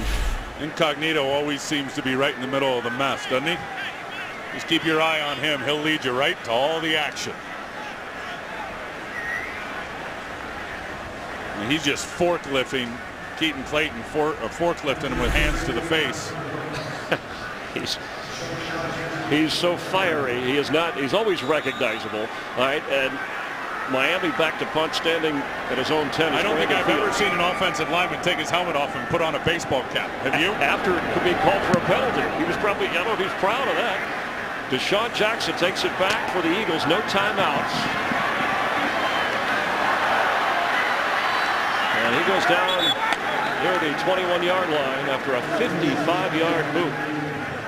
Don't forget the Visa halftime report with all the highlights from around the league, including the Redskins and Patriots.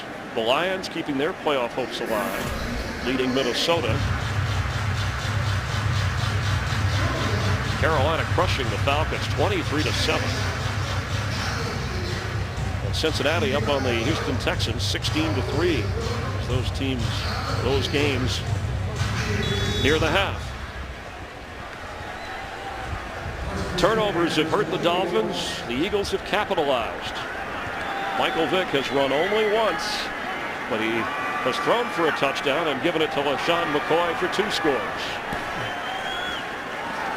And the Eagles will be content with where they've been lately to take this lead to the half. That is the end of the first half, with the Eagles leading the Dolphins 24-7.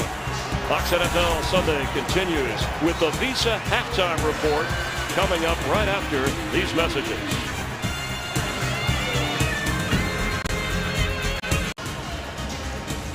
The NFL on Fox Live here at South Florida. Now the weather's beautiful.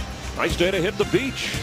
Temperature in the high 70s. The rain has moved through, and the Eagles with a 24-7 lead getting ready to kick off. Follow your favorite team all season long. Go to itunes.com/NFL. Hope you're enjoying the game. I know Eagles fans are. Tim Bryant and Chris Myers. And let's talk about Matt Moore. In 21 NFL starts, he has 3 comebacks. This has been a game of turnovers. Can he do it against this Eagle defense? Well, I don't know, and it's going to be hard for him. The pressure is certainly on. He hasn't had a good running game and the support of the run game to lean on. And I'm telling you, ball security will be huge. There's a lost fumble. There's the interception. And then the Devon Best fumble. They are going to get the ball to start it out here, but it won't be easy against Philadelphia, who we said earlier are a defense that, in my opinion, is really built to play with the lead. When you think about all their pass rushers, you know, nobody in the league is rushing the passer with the front 4 better than the Philadelphia Eagles. Jason Babin has had a great day. Trent Cole has brought the pressure. So I think losing Jake Long has certainly played a factor in this game, the left tackle for Miami. A lot of question marks for Matt Moore. He can answer a lot of questions here in the second half. Each team has had 4 sacks. Babin with 2 of those. He's also forced a fumble. Matt Moore did fumble the football through an interception, but he does have the early touchdown pass to Brandon Marshall, who dropped one, which had an effect on a drive. Well, it really seems like, I mean, after the block punt, when Miami blocked the punt with Jimmy Wilson, and then there was a great throw, the touchdown from Matt Moore to Brandon Marshall, not a lot of good has happened. And when the rain stopped and it dried up, Mike Vick stopped sliding around and started making plays in the passing game. Let's check in down on the field again with Jamie Maggio. Jamie? Chris, thank you. 17 points off turnovers for the Eagles. I spoke with Coach Tony Sperano. He said that killed us. We gave them the field position, and he's right. He said in the second half, if we can watch those turnovers, we have a chance to win this ball game. Chris, Tim, back to you. All right, Jamie, a clock malfunction is affecting the start of the second half here, in which the Dolphins and Tony Sperano's team will receive. Sperano, his contract, he got an extension after they were interested in Harbaugh, and so it's 2 years after this year. And when they started out 0-7, everybody assumed he was going to be gone as head coach, but the talk has changed a little. Well, listen, none of us can speak for the owner and what his real decision-making process is. And there's a lot of guys in the know that don't know what he's going to do. But to me, I challenge you or anybody, if it's going to be a coordinator or somebody, if you can't get Jeff Fisher, who else are you going to bring in here that's a coordinator in the NFL that's going to do a better job than Tony Sperano? I'm not buying it. And to his credit, he turned the team over to some veterans. And he said the team taught me something. I was used to doing things this way with a practice schedule, no pads since the game against Denver. That changed And things. you know how hard that was for a guy like that who was raised by Marty Schottenheimer and Tom Coughlin and Bill Parcells, and the grind it, and we're losing, we're going to work harder, we're going to hit more. They haven't had the pads on since they were 0-6. And all you can talk about when you talk to the guys around here is how much fun they've had. And it shows, and it certainly translated to wins. They got to get back to that here in the second half. Yeah, they dug out of the hole record-wise during the year. They have to dig out of the hole here, trailing 24-7. The points off turnovers, 17 for the Eagles, none for Miami. The difference in the game. Think of Philadelphia in terms of the takeaway giveaway, and their 4 wins this year. And this is true with a lot of teams, but in particular with Philadelphia this year, they're +2 in takeaway giveaway. In the turnover margin in their 4 wins. In their 8 losses, they're -15. And for Michael Vick, his first game back after missing 3 with broken ribs. Now, he started out, it rained early in the day, so the field was slick and he couldn't plant his feet. And the Dolphin pressure was there. We mentioned the 4 sacks, including that face mask penalty. And then this is the play that got it going. It was a throwback to LaShawn McCoy, and then a little screen out there to Deshaun Jackson. There's Brent Selleck, and then the big one to Deshaun Jackson. Great throw. It was a broken coverage. Very, very good route. I think forced him to break the coverage. And they're just checking. Remember when Michael Vick said that the ribs, they were more towards the back. He's wearing that Kevlar vest and wanted to make sure. He said he wouldn't take a pain injection before the game. Didn't Anytime think that he during needed this it. third quarter, the time will be kept on the field by the line judge. So the clock malfunction has affected the visibility of time in the game, and you still be able to see the play clock for players. And it's hard to predict what the trainer's working on there with Mike Vick, if it's a low back issue or if it is where those ribs are. And he did tell us it was more in the rear on his backside where the ribs were injured this year versus last year. Time will be kept on the field, so you can ignore that clock because we're just starting the third quarter. Remember, the Dolphins deferred to start the game. Henry ready to boot it to Clyde Gates. Felt like I was doing a radio talk show with Tim Ryan while they were working on the clock. And I'm serious. All right, they're going to come out to the 20-yard line here. Michael Vick, through the years, and this is what his offensive coordinator talked to him about, Slide, you're 31 years old now. You can't keep taking the hits, whether they're in or out of the pocket. Well, his best ability, if you really think about it, maybe his availability, Chris, week in and week out. And you know, the great ones and the ones that are making all the cash and winning all the games are the guys that obviously are the playmakers, but they have to be available. You can't every year go through a block where you're missing 4 or 5 games. He said he hurt himself and his team by not being able to play. Matt Moore at first down. That's high and incomplete. Anthony Fasano had his hands on it. But excellent defense in the secondary. Looks like he's holding that right hand in pain. That's Asante Samuel, who had a fumble recovery, a strip and recovery earlier. And Samuel makes a big break on this ball.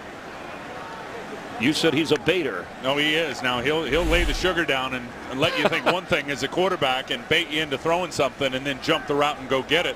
That time he was playing the deep middle part of the field. Read the eyes of the quarterback and went and split the arms down Fasano and got the ball out. Reggie Bush. It'll be 3rd and long.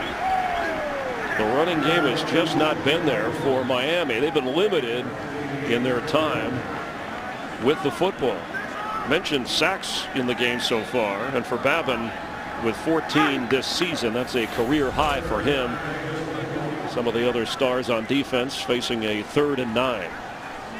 And you know, they have not been able to exploit the matchup of Reggie Bush on Casey Matthews, who's starting at middle linebacker in the sub package and the nickel package. There's Casey there, and there's Reggie there.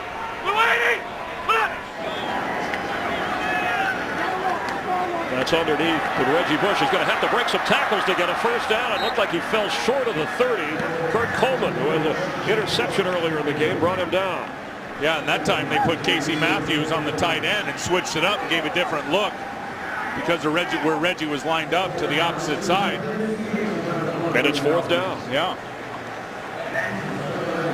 Got to keep Team Jordan on him or Clayton, and they ran through him, ran away from him. Even Andy Reid said, you know, everybody's picking on our defense, but our offense, because of the turnovers, we put them in the hole quite a bit, and they haven't played, at least in his view, all that poorly. They're certainly playing well today. Fields. You know where they played bad. It's been down in the red zone with their backs against the wall. Deshaun Jackson on the run. All the way up across the 40, where the Eagles will take over. This crowd is quiet, stunned, and disappointed because Michael Vick and the Eagles have a 24-7 lead. Game is sponsored by Southwest Airlines. Find our fares online only at southwest.com. By the all-new Volkswagen Passat 2012 Motor Trend Car of the Year. By Rise of the Planet of the Apes on Blu-ray and DVD in 2 days. And by Bud Light, the official beer sponsor of the NFL. Here we go. Dolphins are going to have to rally here. Jeremy Maclin, who has 1 catch today, his first game back after a shoulder and hamstring problem, unlikely to play the rest of this game. Eagles with a 17-point lead in the football. Deshaun McCoy into Dolphin territory near a Philadelphia first down. He came in just 3 yards behind Maurice Jones-Drew as the leading rusher in the NFL. Maurice Jones-Drew of Jacksonville had 43 yards rushing at the half of his game. And he's an outstanding cutback runner. Look, 2 deep safeties. You got 2 tight ends on the field. That means you got 7 guys to block 7 in the box. Mike Vick's going to check to a run every time. The numbers just favor LaShawn McCoy getting untouched before he gets to the line of scrimmage. And his vision and patience is just outstanding. And I think a big part of that is this scheme, the zone running scheme installed by Howard Mudd, the new offensive line coach. He checks out. Ronnie Brown, the ex-Dolphin, the creator of the Wildcat, on the field, carries for Philadelphia. McCoy, 1 rushing touchdown away from tying Steve Van Buren for 15 in the season on the ground, and that would also tie Van Buren for overall number of touchdowns at 18, and there is Howard Mudd. The best in the business for sure, maybe the best when you ask guys around the NFL. And, you know, to be able to, what they've done in the run game this year, to me, is amazing with a rookie center and Jason Kelsey and a rookie right guard and Danny Watkins. And they're the #2 rushing team in all of pro football. It's a testament to how well they're coached and how they're executed. On 3rd and 2, Michael Vick slips again, throws and completes for a first down to Jason Avant. Let's get a game break and check in again with Kurt Benefield. Earlier in the game, Rob Gronkowski set a single-season record for receiving touchdowns by a tight end. He adds to that. His second score of the game put New England up 27-20, but Washington literally just scored right now, so it's 27-26 pending the extra point. Washington giving New England all they can handle, Chris and Tim. And Kurt, who would have thought that, the way the Redskins have been decimated by injury and suspension, quarterback woes. Yeah, but you've seen the New England Patriots defense play. Whoa. Not good. And what a year for tight ends that continues as LaShawn McCoy is back in and carries for the 15th time today. Has 38 yards rushing and again the 2 touchdowns.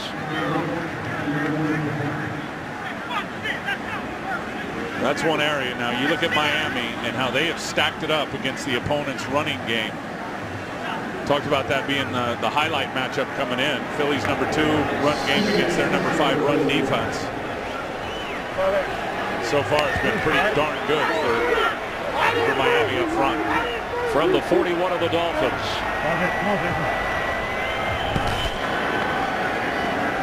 Vick has to step up and step away. And it's intercepted. Sean Smith with the pick after he had pressure from Kevin Burnett. Well, that is cardinal rule for Mike Vick or any quarterback, and Mike does a great job of break and contain, but you can't throw back across your body. Here comes the pressure this way and this way, but watch Mike roll out and then throw back across his body to the middle of the field. No way. Pressure from Kevin Burnett. Sean Smith, his 2nd interception of the season. Michael Vick, his 12th thrown. 23 interceptions for Eagle quarterbacks. Matt Moore on first down with time, and that does nothing. Pass complete at the 35. It'll be 2nd down. I'll tell you, that's been a huge uptick for Miami on defense is the interceptions. And we were here in week 7, remember, and they were 0-6, and or excuse me, they were 1-6 or 1-7 is what they were, because they started 0-7. They had 2 interceptions going into that week. They've had 8 since then by the defense. I mean, you put that into perspective, how their numbers have grown immensely in terms of the interceptions. But they got reason why they've won 4 or 5. They got to do something on offense. And a nice missed tackle short of the first down to Daniel Thomas. It'll be 3rd and about a yard. Well, he's bigger than Brian Roll, the linebacker who just tried to tackle him. They haven't really gone downfield very much, this Dolphins offense, in this game. I think one thing when you look at them, they're not a huge big play group that gets vertical. I mean, Anthony Fasano had a big one down the middle of the field, but they've only had 4 touchdowns all season long, over 20+ yards. Here they face a 3rd and 1. Remember, right before the half, they couldn't convert on 3rd and 1, and they couldn't convert on 4th and 1. And it's been number 26, Lex Hilliard, in most of these situations this year. John Jerry in the backfield, the lineman to help. They give it to Reggie Bush. Make that Lex Hilliard, I'm sorry, who did come in for that 3rd and 1. And this doesn't look good for the Dolphins. The Eagle defense has transformed in this game. After watching Marshawn Lynch, the Dolphins probably thought they'd be able to run all over the field. But that was a week ago Thursday. You just wonder, I mean, and I'm sure Reggie Bush is thinking the same thing. I'm pretty sure they knew we were going to Lex Hilliard there. They have done it so much in short yardage situations all season long. Pretty transparent what the play call was going to be. Philadelphia was ready for it. Fields. And he sticks it inside the 3-yard line. A tremendous punt and placement of 55 yards. So the Eagles escape the Vick interception and still lead by 17. Tim Ryan, Chris Myers, Jamie Maggio on the field as we welcome you back here in South Florida, where the Eagles on offense at their own 4, 1st and 10. Come on, all the way there. Okay. McCoy. Maybe a yard.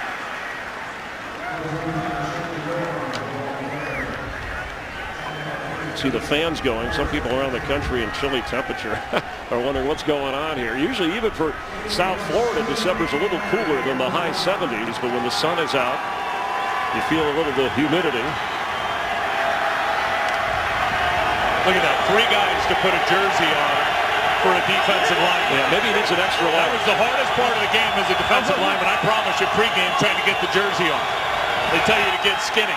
Not possible. Vick, incomplete. Intended for Deshaun Jackson. Let's get another game break and check in with Kurt Menefee. Tennessee taking advantage of a big mistake by the Saints. Jake Locker in for the injured Matt Hasselbeck. Picking up with Damian Williams. Watch the end of the play. Roman Harper grabs him by the face mask, then takes it down to the 5. Locker scored in the very next play. So Tennessee has a 10-9 lead over the Saints right now, late in the 3rd, Chris and Tim.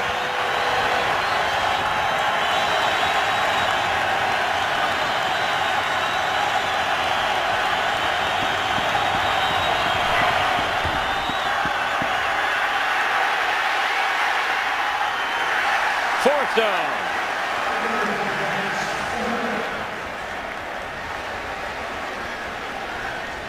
A stop by the Dolphins forces Philadelphia into a punt. And they're sending the pressure. And Mike Nolan knows they've got this guy and they got a running back over here, 2 in the backfield. Let's send guys. Jeremiah Bell looked like he was coming scot-free up the middle and got held by Jason Kelsey. You see the center reach out and grab Jeremiah Bell as he was going through the line of scrimmage. And if you're holding while your quarterback's in the end zone, that would have ended up being a safety. Reggie Bush hoping for something, a spark, back to return the punt. Remember the Dolphins blocked one in the first half. On the scoop, there goes Reggie. Inside the 40 of the Eagles. Tim Ryan wears at least a large. D lineman. What do you borrow that jersey skin tight, baby. Don't let anybody grab him. Got that from Jay Glazer. From the 39 of Philadelphia, the Dolphins trailing by 17 with a 1st and 10. They scored on their very first possession after a blocked kick. They've got nothing since. Reggie Bush gets through the middle. Down to the 25 of the Eagles.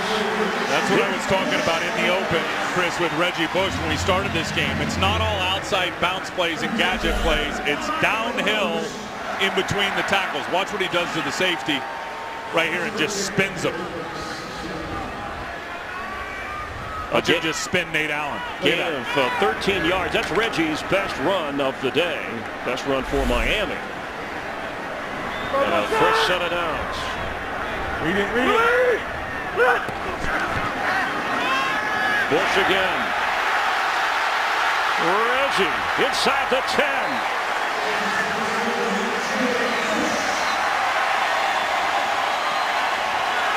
He got the crowd going last week with push-ups. It's a really nice block by Pouncey, but Brian Daboll, I'm telling you, if you watch this team this year, you know that he will repeat plays, and he'll go right back to him. And the first play right up the gut, Reggie Bush gets up on the safety and Nate Allen, and then that's the same exact play. Good blocking up front, but I love offensive coordinators that don't have their heads always buried in that play sheet. They're actually watching the game. Yeah. What works when it works and not afraid to go right back to it. After a 17-yard run, first and goal for the Dolphins. We may see it again. There's Reggie Bush. Told you. When you're hot, you're hot. I saw Brian Daboll look up at you from his play chart. Yep, and there's the bubble clearly in terms of there's nobody defending that area as a defensive lineman. So you block down with Richie Incognito, and now Casey Matthews has a gap, the middle backer, about 8 yards wide to try to fill. He doesn't get his hands on Reggie until he's 5 yards down the field. Second and goal from the 2. 3 straight carries for Reggie Bush. This will be probably a trap with Richie Incognito pulling and leading the way. Daniel Thomas is in. Matt Moore has the football. Floats it into the end zone. And out of bounds. It was not a wise throw. He had the whole right side of the field if he wanted to run for the touchdown. Clayton was sitting there waiting for it too. And this time they fake the play action, hoping those linebackers and defensive backs bite. Fasano was just trying to play defense there, so that didn't get intercepted. That was not a good throw. Now you're at the 2. Are you thinking 4 down territory? Down 17 points. I think so. I think they got to pound it in right here. I know short yardage hasn't been good to them. It's been good on this drive. Light it up in the run game. Daniel Thomas goes nowhere. Met right at the line of scrimmage by Derek Landry and knocked backward. Well, they were thinking the same thing. Landry, who just took about 6 guys to put his jersey on, just comes big time on the penetration. And a Dolphin player is down on the field. And they did not expect Derek Landry to take the outside gap charge like he did. He went right by the offensive line. And it is Daniel Thomas, the rookie from Kansas State.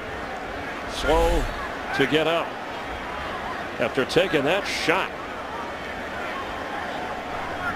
So given the loss of yardage on the play, Miami will line up for a field goal. Carpenter missed one earlier from long range of 55. This will be 22 yards. How good has that red zone defense been today for Philadelphia? And trying to get Miami, Tim, to within 2 scores. So the field goal is good. And there's some scuffling going on down there after the snap of the football. Pushing, shoving. Here comes a flag. And they're moving all the way from the 5 back to the 15. There's Eagles pushing each other, trying to keep away from the fray. King Dunlap was in there. I just threw his name out because he has a Yeah, you've been nice wanting to say that. Yeah, you've been wanting to say that. Clay Harbor, that name. But he's fired up. Don't let him get out there. It was after the field goal. Interesting call when you think about it. I know there's a lot of time left, but down 17, and you've counted on your defense here in the second half to get turnovers. You've had to settle for a field goal. I mean, Philadelphia, not a lot of opportunities. After the play was over, personal foul, unnecessary roughness, number 65, Philadelphia. That 15-yard penalty will be administered on the kickoff. King Dunlap called You got for to the say it penalty. twice. And there he is, big 65. He's 6'9", so he's going to hit somebody. But look, not a lot of opportunity to play red zone defense. Only twice this year, but they've been bad all season, Philadelphia. Well, the Dolphins got down there running Reggie Bush, and then he watched on the sideline when they failed and ended with a field goal. Well, in the red zone. and again, I know there's a lot of time left, but I asked the question, how good has Philadelphia been down in the red zone? They've been brutal all year. They're by far worst in the league. They were 0 for 1 today trying to stop Miami, who've only been down in there twice. And Miami decided to kick the 3 points. Brandon Marshall was all by himself in isolation coverage. Would have been a good opportunity to throw the big sky fade route. Yeah, the Eagle defense in the last 2 years, 75% touchdown scoring against them in the red zone. No onside kick with the penalty. They go for the boot to back up the Eagles as Carpenter knocks it through the end zone, where Vic and the offense will take over from the 20. Early games kick off at 1 o'clock Eastern, 10 Pacific next Sunday on Fox. Redskins and the Giants. All of these games affect the playoffs in one way or another. Some will see the Saints, Vikings, Seahawks, and Bears, and the Lions and Raiders. And don't forget the Built Ford Tough Fox NFL Sunday pregame show begins at noon Eastern, 9 Pacific. Oh, partner, we may have a barn burner and a good one. You never know what you're going to get. We got some wild games going on. All right, but here, the Dolphins have to force the Eagles with a 3-and-out with 4:52 to go in the third. Vic. He gets away and throws deep. It's caught by Riley Cooper at midfield. Randy Starks could not bring Michael Vick down. A 29-yard throw. The body strength of Mike Vick is just ridiculous, because Randy Starks, who's going to come flying up the gut here and get the pressure on Vick. I mean, he has a hold of his jersey.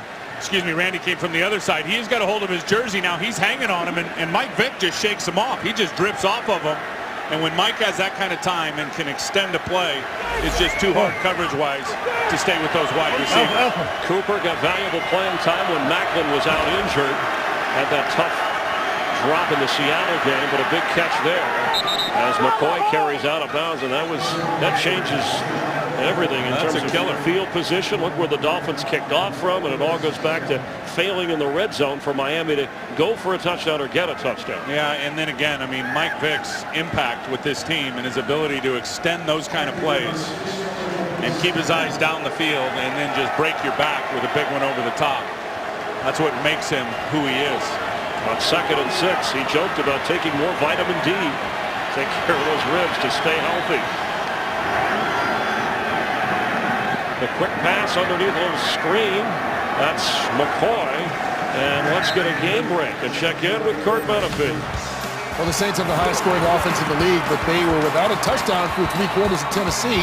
That is until Drew Brees hooked up with Marcus Colston, 35 yards on the score, making it 16-10. Saints and Tennessee playing with Matt Hasselbeck out with an injury. Jake Locker in at quarterback for them this team. Thanks, Kurt. Here a 3rd and 5.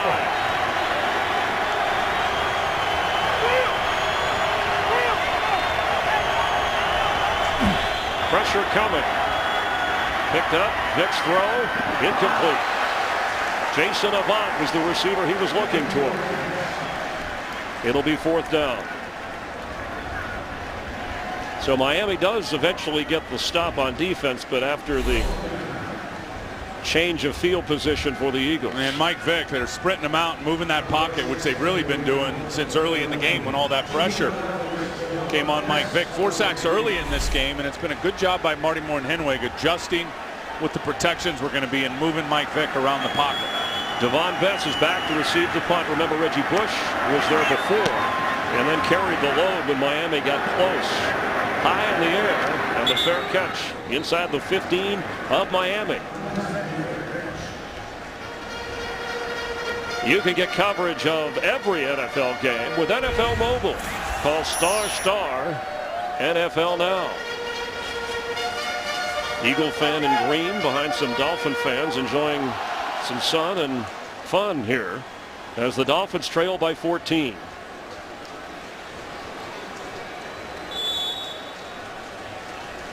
I'm not sure that was an Eagle fan. See the orange guy sitting next to him? I think that was that teal green he was trying to work. That looked like Eagles. He's going to be mad at you. Here comes a flag.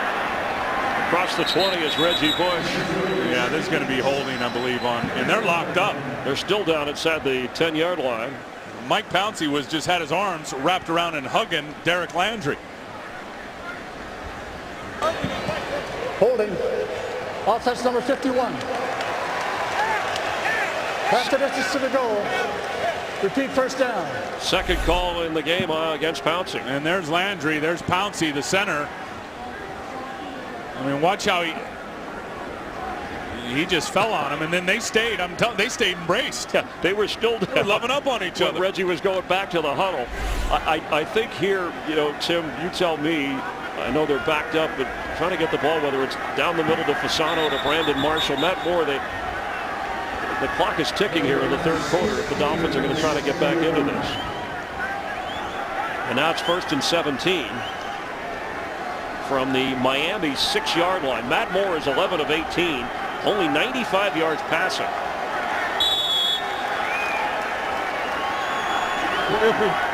Tell you the guy that's just been shut down today, Brian Hartline. Asante Samuel, Hartline doesn't have a catch. Reggie Bush with a carry. Wow, that was a tough run, knocking the defender back across the 15, Vasilio Hansen. Well, this is the tougher Reggie Bush that I talked about. Forget the scat back and trying to jump sideways and elude contact. Reggie has looked for contact this year.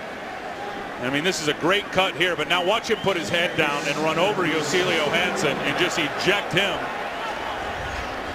Reggie's always been, known that he could do this. I think his thought process now is forget the home run in pro football. Think 4. Getting 4 yards, you'd be surprised how many times you get 40. They need 7. Tipped away by Brian Roll. The pressure, correction on that. He put the pressure on Matt Moore, who is in pain, slow to get up. No flag on the play. Richie Incognito's telling him, stay off. We don't want to lose him for a play. And then he changed it. Come on, he needs help. J.P. Lossman, former first-round pick out of Tulane with Buffalo and the Raiders in Seattle, the backup, active for the Dolphins.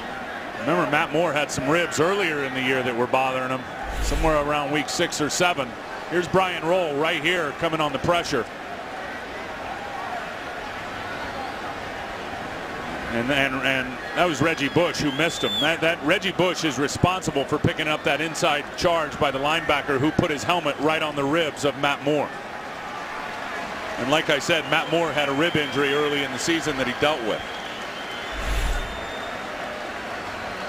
Matt Moore, who has played so well since stepping in for Chad Henne. And there's J.P. Lossman, made his Dolphin debut in a reserve role against Buffalo, but didn't throw a pass. Didn't play in the other 5 games when he was active on the roster and signed as a free agent back in October. Before signing with the Dolphins, 43 career games with 33 starts. Spent part of the 2010 season with the Seahawks, and we mentioned the Raiders in 2009 after some time in Buffalo. 5 seasons in the AFC East. So in a tough spot on 3rd and 7. I'll tell you one thing he can do is he can run. High snap. Lossman's throw behind, but caught by Fasano for a first down. That was an ugly looking play with a pretty result for the Dolphins. Well, Fasano's made quite a few of those this year, going up and getting them out of frame, which means the ball's not on the money. It's not a good throw. It's behind him. And he goes up and gets it. Give Lossman some credit, though. He's been standing on the sidelines, and I'm sure not having that arm warmed up and getting out there and putting it within an area that Fasano could go get it. His first pass of the season.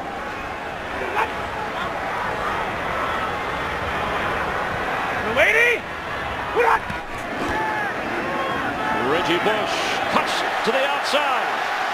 Brought down from behind and a hustling play, or he might have gotten more from Brian Roll. What a wicked cut. And great vision by Reggie Bush. He's going to read Trent Cole right here, who Fasano ends up wiping down the line of scrimmage. Watch how Reggie sees it and then bounces it right outside. Bang, right there. A 12-yard run for a first down. 77 yards rushing for Reggie Bush, who has a couple of 100-yard rushing games this year, and again more rushing yards this season than at any other season in his career. And a career high, Chris, in carries in terms of running the football, rush attempts. Bush straight ahead across the 45-yard line. Kurt Coleman brought him down near another first down, about a yard and a half short, as the Dolphins will wind up the third quarter trailing by 14, but with the football and with their backup quarterback J.P. Lossman in for the injured Matt Moore. It's the end of 3. Eagles lead the Dolphins. Fox NFL Sunday continues in a moment. Start of the fourth quarter. The Dolphins trail by 14, but have the football on second down from the 46. And Reggie Bush, only 17 yards rushing in the first half, 7 carries, 68 yards so far in the second half.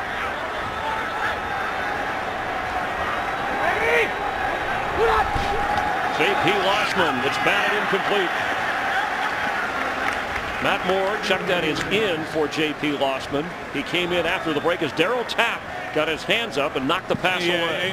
You got to get him chopped down if you're an offensive lineman, and your quarterback is trusting that defensive end is going to get chopped down on the quick pass, so he is blindly throwing that quick throw, and Nate Gardner did not get Tapp chopped down, and he got the block. Direction that Moore is not back in. Lossman continues to play for the Dolphins starter, who was hit hard and remains on the sideline. And this is an area, these third and shorts, where they have really failed today on third down, Miami. Lossman completes the pass right at the first down marker to Brandon Marshall, and he was shoved back. Third down has been a problem all day. He never got past the sticks, and here's been the problem on third down. Right here, Devon Bess, he has the first down, but then he fumbles. They lose that fumble. Great play by Asante Samuel. Here comes the pressure. Casey Matthews unblocked with a rock shot. That was a great job by Cullen Jenkins on that short yardage. Again, and then here's Derek Landry knifing through on short yardage. I mean, they have put themselves in some good, manageable situations on third down. And Brian Daboll has called the plays, the offensive coordinator, but give Philadelphia credit, Chris, defensively. They have not allowed Miami to bust through for the first downs on the money down. Miami also failed on a fourth down and short try. The measurement here, and that's how far they have to go for a first down. And they will go for it against Juan Castillo's defense. Matt Moore looks like he was lobbing to try to get back in the game, but Lossman is staying in. They got to go to somebody other than Lex Hilliard, right? I would agree. They've already turned and handed to him at least 3 times in this game in short yardage situations that they've been unable to convert. And if your quarterback, so now Matt Moore is headed to the locker room, and if your quarterback is a capable runner, Lossman, JP is 6'2", 220 plus pounds. Yeah, this Philly defense, I mean, a sneak, I see it. But if you're going to get him running sideways against a fast-flowing defense like Philadelphia, I don't like it.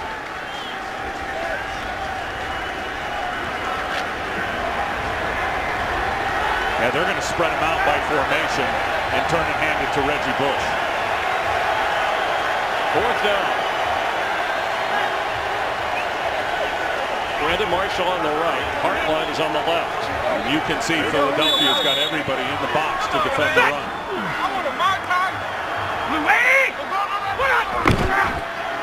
Lossman keeps. Oh yeah, his knees never went to the ground. What a good job by him. Yeah, he ducked low and was motoring forward.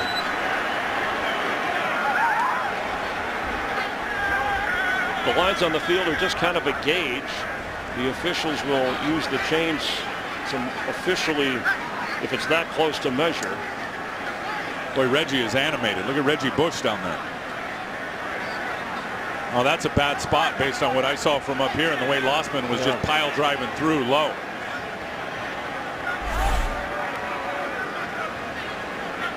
Watch as he dips unless somehow one of his knees touches on the ground. Neither. Oh, he dropped the ball. He dropped the ball. This is not, no way. Yeah, but if you drop the ball and pick it up. But his knee was down, it looked like, as he dropped it. Yeah, his knee's still on the ground as he got control of that football. This is going to be Philadelphia ball. That's probably why the spot is where it is. But it's the Dolphins First down. Now you've got to wonder if Philadelphia wants to challenge. The review before the end of the first half was under 2 minutes, so that was an official call upstairs, and the challenge flag is coming from Andy Reid.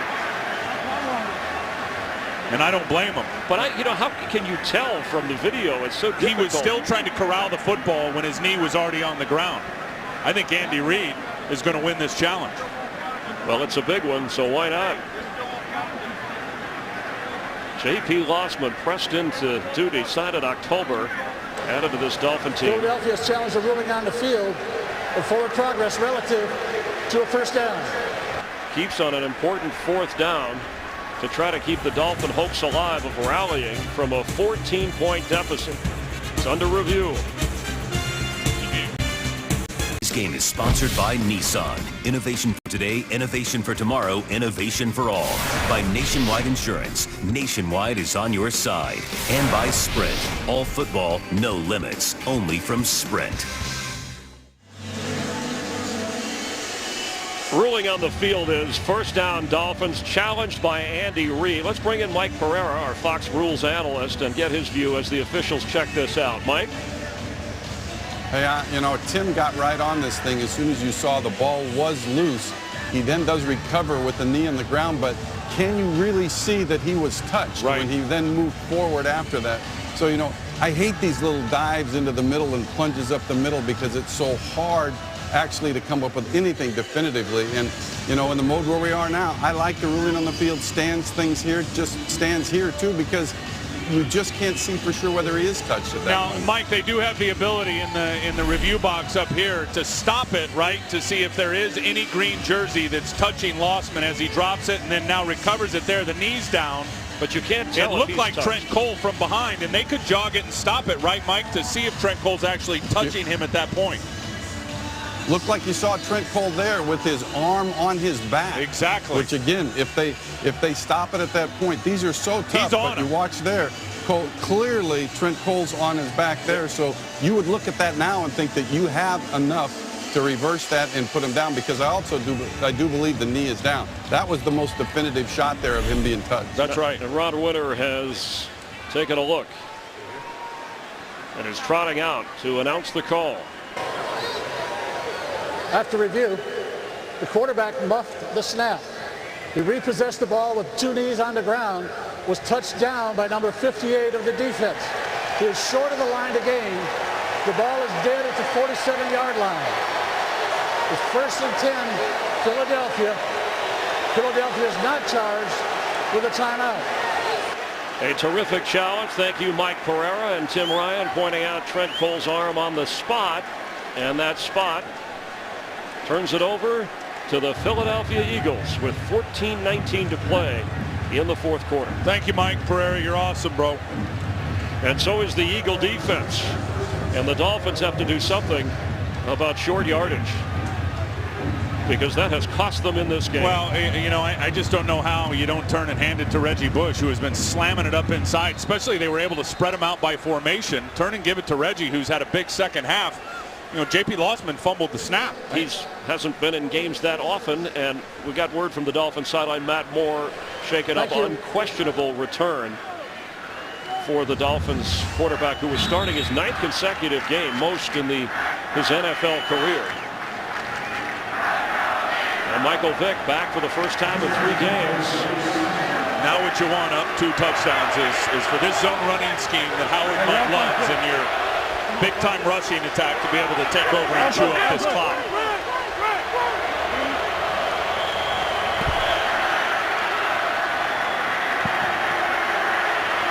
Michael Vick is on the run, gets away, is still motoring, and is eventually brought down. Looked like Cameron Wake got to him, but they couldn't sack him in the pocket. It's one way to chew up time. His second run of the game, and he picked up 4 yards. There's clearly nobody open, because Mike was moving around the pocket. They built a nice pocket around him, and there was just nowhere for him to go down the field with the football, so he had to take off and try to force the issue.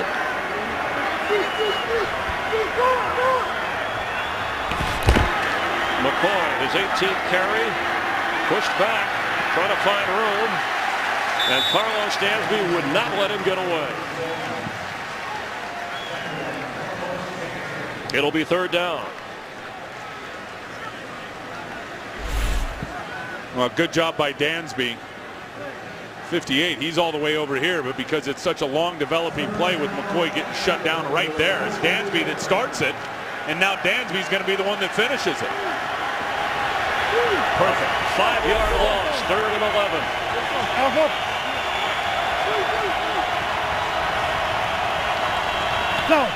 Here comes pressure. Batted in the air and almost intercepted. Was it Merlin again? Cameron Wake had a chance at the ball floating in the air for the pick. Was it Philip Merlin again that gets his hands up and gets the bat down? When this guy started as an outside player, here you're going to see him come up on the inside here. And when he started his career here, he was an outside edge rusher. And he has put on a bunch of weight and a bunch of size. And usually when that happens, you're going to move closer down to the football in the line of scrimmage, defensive tackle, nose guard. Another good job reading the quarterback and knowing when to get his hands up for the block. Eagles forced to punt despite the good field position. And a nice kick that Devon Best lets go. And it goes into the end zone. Not close, and a big difference of some 18 or 19 yards. A 52-yard punt. The Dolphins will have it on offense from their own 20 with J.P. Lossman, the quarterback. Eagles enjoying their trip south with a 24-10 lead, 12:50 to go. Matt Moore again with a head injury. He will not return, so it's all up to J.P. Lossman if the Dolphins are to rally. First down from their own 20.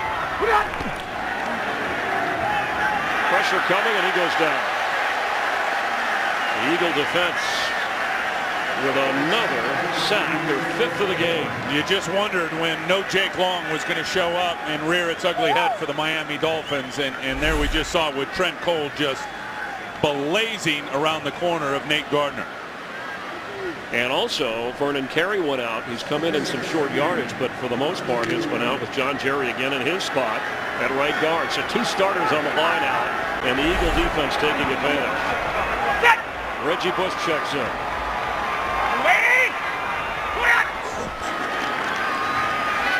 He has the football and nowhere to go. Asante Samuel runs him back into the end zone. And he gets out to the 4-yard line. All right, great awareness of Reggie, knowing that the whistle didn't blow and his forward progress wasn't stopped. He knew he was back in the end zone and better get out, and was able to save it and not get tackled for a safety. Third and long. There's a guy who's been under fire.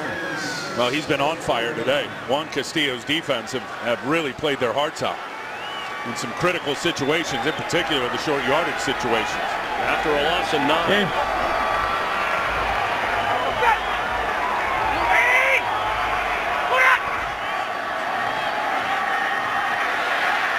Reggie Bush has it. It'll be fourth down. You know, defenders almost don't expect Reggie to put his head down and run you over. Everybody's waiting for Reggie to try to juke him and get to the sideline. He'll have none of it this year. Just like he did in New Orleans and won a Super Bowl there. One of those special players. No, he never did that in New Orleans. No, I mean a championship in college football, a championship in New Orleans, and he's embraced the community here in Miami, and he did that in New Orleans to help turn things around for a franchise that did not have success with Sean Payton and Drew Brees. The Saints are winning today in the fourth quarter. And Deshaun Jackson.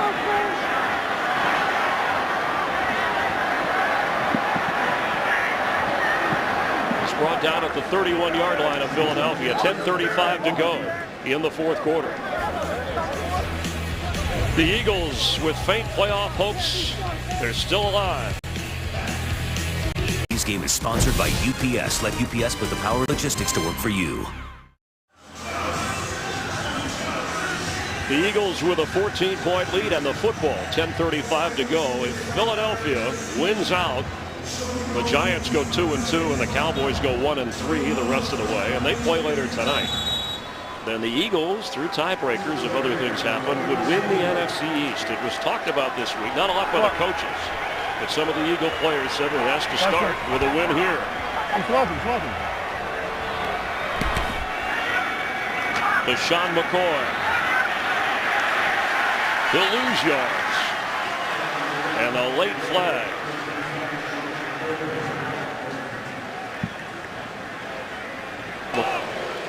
When the runner's on the ground, personal foul, unnecessary roughness, number 96, defense.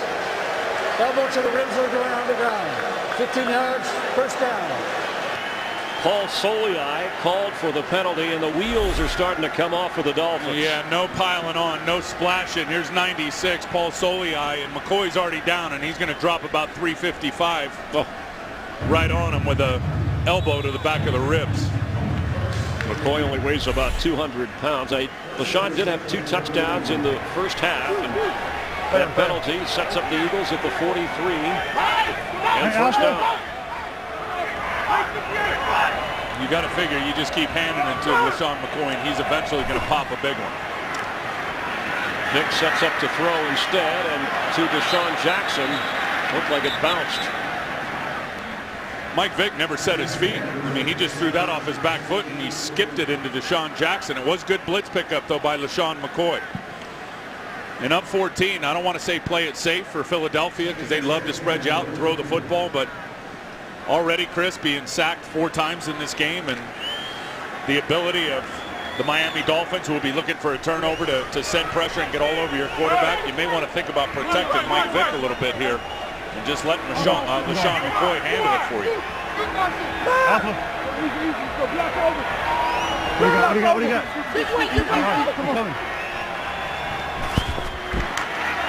McCoy trying to find room and falls forward for a yard and a half.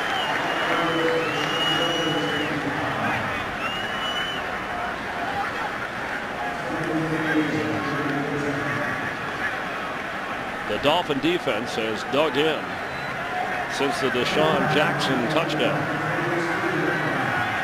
Philadelphia scoring 17 points off turnovers. And 3rd and 11.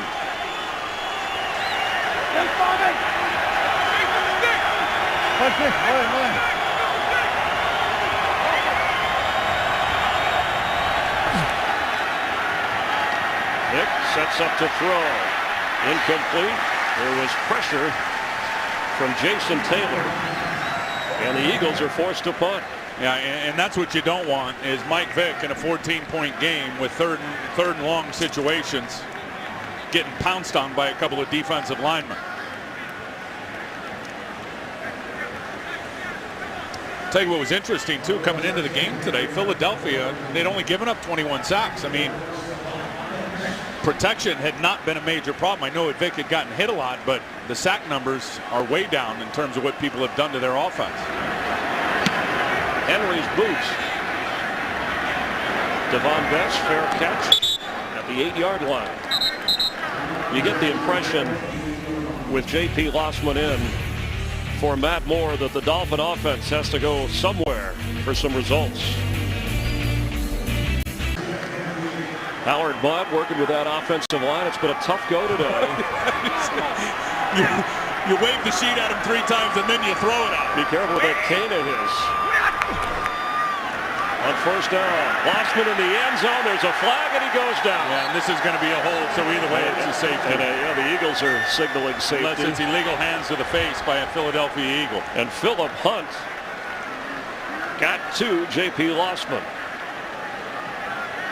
Darryl Tapp in pain. The only thing that will save Miami here is a defensive penalty and a hands to the face. And I'm not so sure that's going to be the call.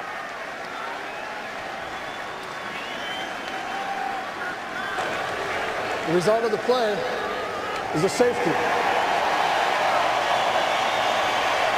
During the play, personal foul, grasping the face mask, offense number 75. That 15-yard penalty will be assessed on the safety kick, half the distance to the goal.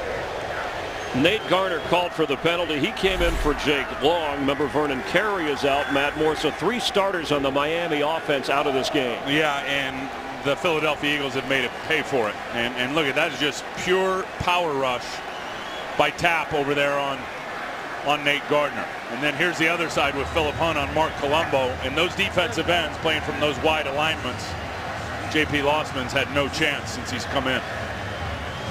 And it was just as bad for Matt Moore before.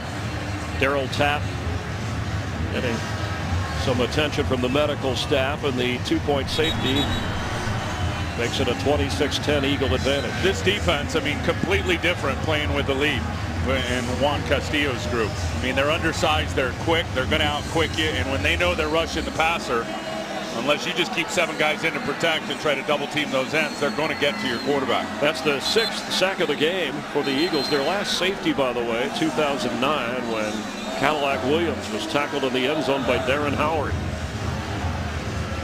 I mean, it's just hard to put into words what the defense has been able to do today against an offense that had really been humming. 28 points a game in the last 5 games for Miami coming into this one. And they have just been throttled way down by Philadelphia's D with the turnovers and the pass rush. Those 6 sacks, that is a season high for the Eagle defense. Philadelphia will get great field position. They get the Jets at home next. Then they're at Dallas and home against Washington to end the season and try and do their part to keep postseason possibilities for the Eagles alive, which is incredible when you think about the way the season has gone for Philadelphia. Dan Carpenter with the punt on the kickoff. Brandon Fields will take over for what would normally be his position. And Deshaun Jackson back as Fields boots it.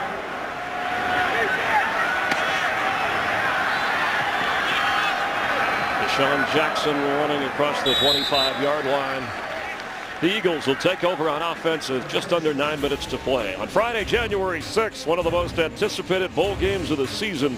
Kansas State ranked 8th against Arkansas, 6th ranked. It's the only Big 12 SEC showdown, and our coverage of the 76th Cotton Bowl Classic will come to you live from Cowboy Stadium, 8 Eastern, 5 Pacific, January 6th in high definition on Fox.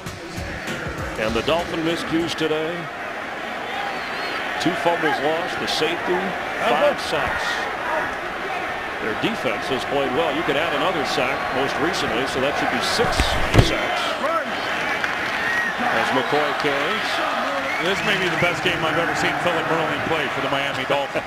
Seriously, a high pick that was a big disappointment. He's had some significant injuries. He hasn't even been active for a good portion of games this year, and he is making his presence felt. Second round draft pick, Tim, out of Clemson in his 4th year. Some fans that are here are still chanting. Their defense has played very well.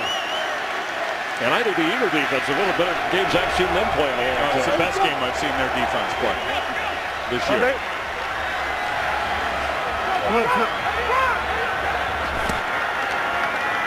McCoy brought down by Randy Starks.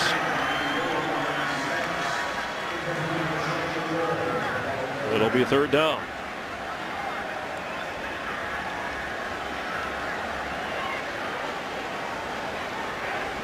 The Eagles started, they won their opener against the Rams, Andy.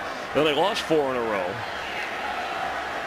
Talking to Andy yesterday, he said he's never been through anything like this, but he also said we're about to get it right. He said we win tomorrow. He said he was adamant about that. We're going to put on a show, he told me. Yep. Lucy. And enough to win.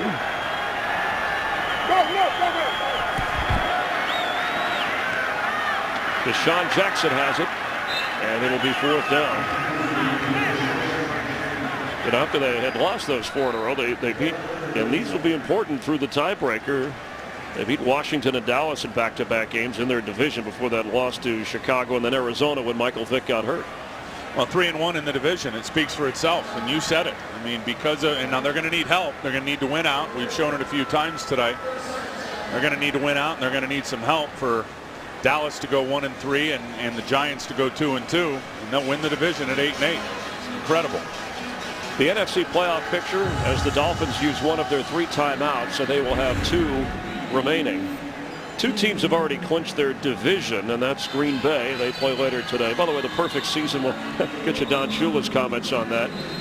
And you see New Orleans, they are a minute 45 away from winning.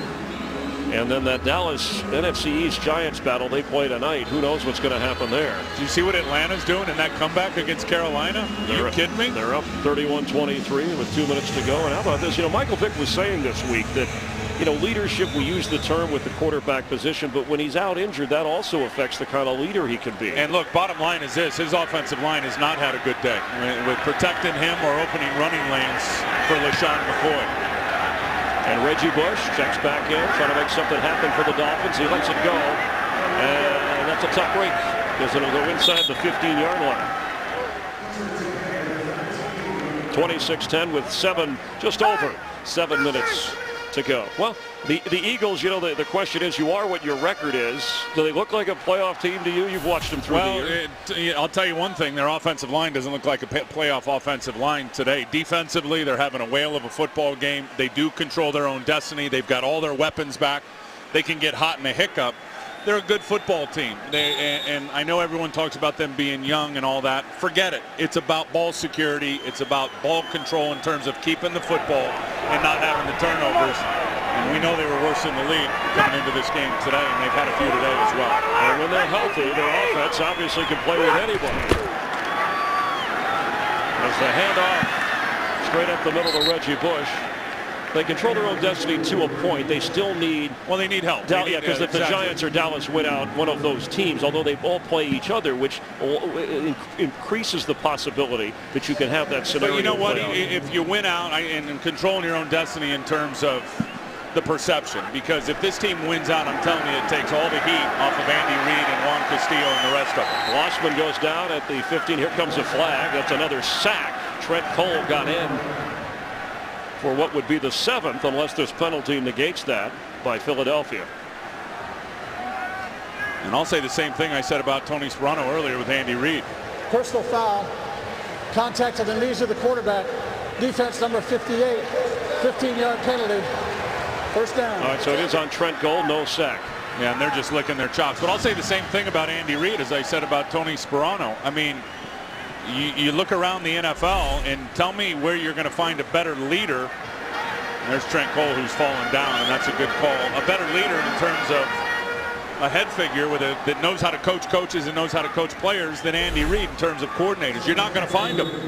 In his 13th season, Andy Reid, and again, only 2 losing seasons. You know, Michael Vick was asked about that, and he said, I'm not worried about Andy Reid. I think we'll all be back here next year. Daniel Thomas carries, as long as the players do their job. And of course, Vick had that big contract in the neighborhood of $100 million after his year last year. And that's another reason you want to protect and keep him healthy, as he has put the Eagles in position coming back for the first time in the 3-game absence. Darryl Tapp unlikely to return with an injury. We saw him go away on the safety for the Eagle defense. And Mike has been rusty today. I mean, saw him miss a couple of guys, did have the big touchdown. Lossman across the 30. He keeps. Keenan Clayton runs him down. Matt Moore was hurt just as the 4th quarter was beginning. A blow to the head, and that forced Lossman, who in 2004 was drafted in the opening round, 22nd pick in the draft by the Buffalo Bills. Never quite lived up to the college hype coming out of Tulane. Yeah. On 3rd and 11.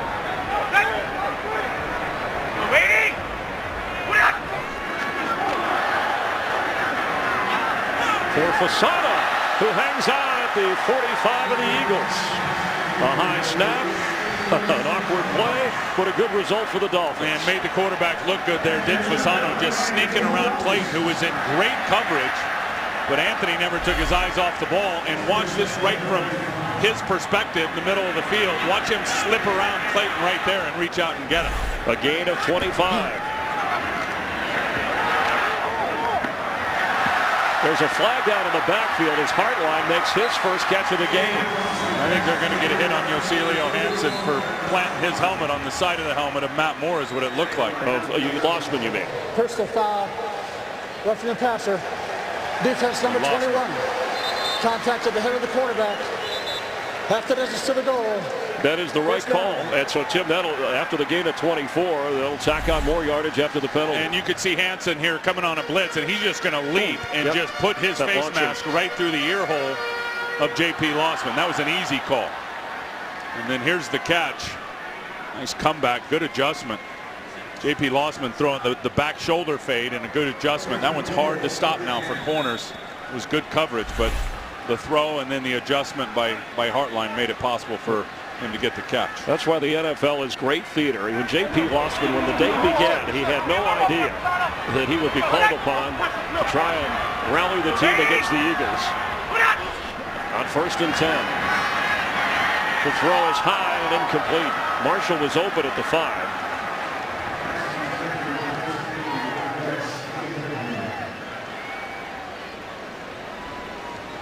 It'll be 2nd and 10. This will be a good opportunity here if Philly can keep them out to get confidence going in their red zone defense. As bad as they've been this year, and they've been bad, the worst in the league. This is their only 3rd time down in the red zone today, and they're 1 for 1. And of course, the last one, they were able to keep them out. If they can do it again here, they could certainly build off of that going into next week, I would think.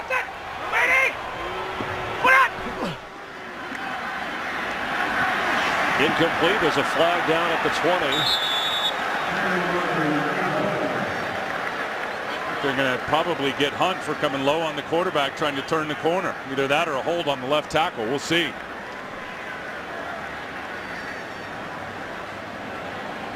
Garner, the left tackle. Holding. Yep. Offense number 75. 10-yard penalty. Repeat 2nd down. In for Jake Long. So it'll go back to the 20. And there's the matchup right there at the top. You'll see Philip Hunt. It turns low, and now he's going to end up coming in low. He doesn't hit Lossman hard enough to even have a factor, but Garner jumped on his back. 2nd down, 20. 4:30 to go. The Dolphins have 2 timeouts.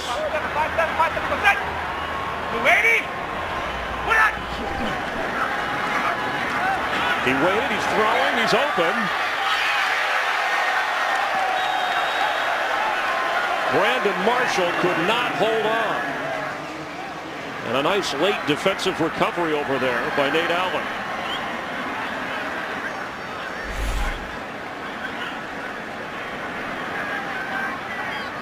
Lossman just throws it up, back pylon. It's actually a good throw, just better coverage. You like the fact that he gave big Brandon Marshall an opportunity against a safety one-on-one, see if your guy can go get him. Brandon Marshall, the only touchdown of this game for Miami, and it happened on the Dolphins' first possession. On 3rd and 20. Fasano tries for the one-hander. Incomplete. 4th down. Well, you need 2 scores and 2 two-point conversions. Right down the pipe here. Fasano one-on-one on the middle linebacker. The rookie Casey Matthews wide open. Just overthrew him by a little bit. Fasano could barely get one hand on it. And he's made some of those circus catches, some of those one-handers this year. That one he couldn't. So they need 20 for a 1st down. We're going to get a timeout here called. Philadelphia. They're first. Dolphins. 32nd timeout. Eagles have 2 remaining. Dolphins are 0 for 2 on 4th down, and they've struggled on 3rd down in short yardage. The NFL next week on Fox, and hope you've enjoyed our game and the coverage today from the pregame show throughout the afternoon. You'll see Redskins and Giants. Late game is the Lions and Raiders. It all starts with the Built Ford Tough Fox NFL Sunday pregame show at noon Eastern, 9 Pacific. You know, the Packers play later trying to stay undefeated, and I saw some comments from Don Shula, who was here at the game, quoted the Miami Herald, said, you know, about the perfect season for the Pack. I'm not some grumpy old guy sitting in front of the TV set rooting for the Packers to lose. You know, Joe DiMaggio didn't root for people to break his record, but if they do it, I'll congratulate him. And Bob Greasy was asking Harvey Green of the Dolphins for Aaron Rodgers' numbers, and I might have to call him and congratulate him. Bob finished up that Earl Morrall. Well, the perfect season won't end at the end of the regular season. It'll end in Indianapolis. It doesn't mean anything for Green Bay unless it ends there. Ask the Patriots about that. That's right. On fourth down, no, he's down. The whistle blew. The official called it. And Trent Cole and Jason Babin have Lossman wrapped up at the 30.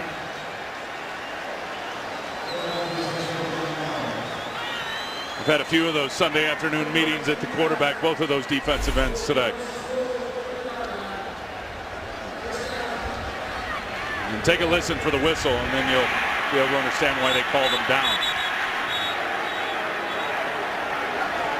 They have had a field day today, both of those defensive ends, especially Babin. That is the 8th sack of this game for the Eagles. Worth standing and clapping about.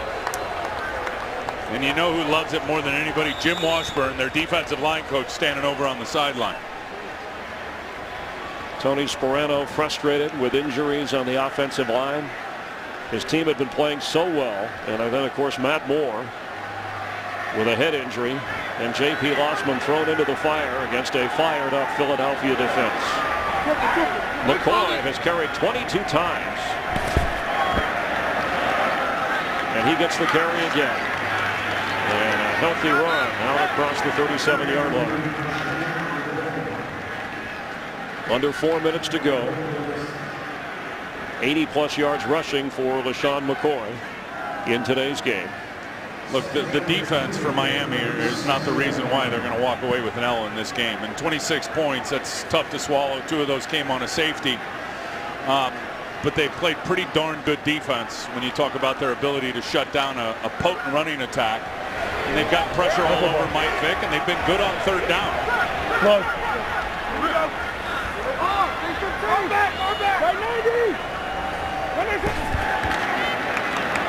McCoy carries again up near the 40, near a first down. You know, we've seen the running game. How about the record that Dan Marino owns for passing yardage in a single season of 5,084? And there right now are at least 3 quarterbacks, Drew Brees, Tom Brady, and Aaron Rodgers, who are threatening that mark.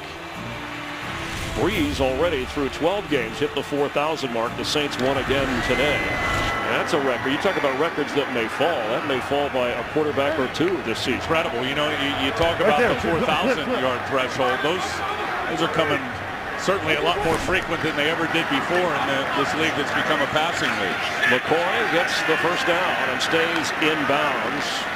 And you talk about on a game-by-game basis, 300 yards may be the, 350 may be the new 300. Coming into the game, this is where the yardage marks were of the guys we mentioned that could threaten that record. And of course, after the weekend, we'll total up the yardage. And 3 regular season games remain after this weekend. Drew Brees will finish at home in the Dome against Carolina and Cam Newton. That timeout, by the way, Miami's. They have one. Now you got me curious. I would love to see what Brees did today in that game at Tennessee. We got to get that figured out. And we'll check on the yardage because we also have Brady, who finished his game today. And of course, Aaron Rodgers plays a little bit later against the Raiders. 337 yards for Drew Brees. Right on pace to blow that record up. And Tom Brady, 357 yards. So 350 is the new 300.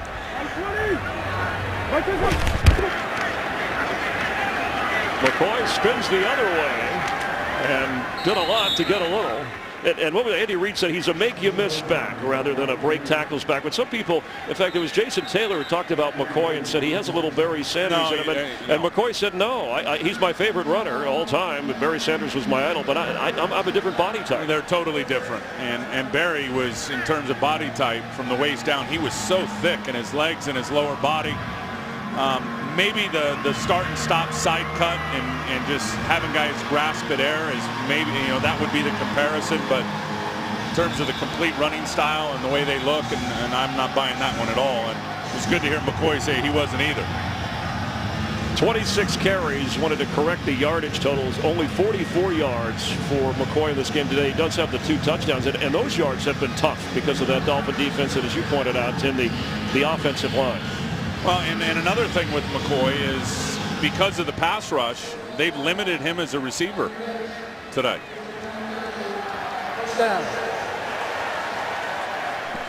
He did have 3 catches, and the catch you talked about helped get that offense going early in the game.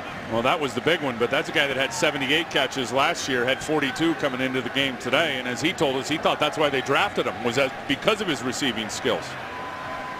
We have an unsportsmanlike conduct call against Miami's bench, so the penalty being assessed against the Dolphins takes it to the 43 of Miami with 2:24 to go, and the Dolphins are out of timeouts.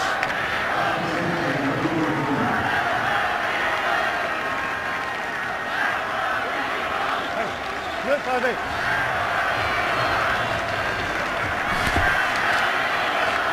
27th carry for McCoy, who has to go back the other way. He'll lose yardage. He's had quite a few of those runs today where he's trying to make something happen, and he's ended up losing yards back near midfield.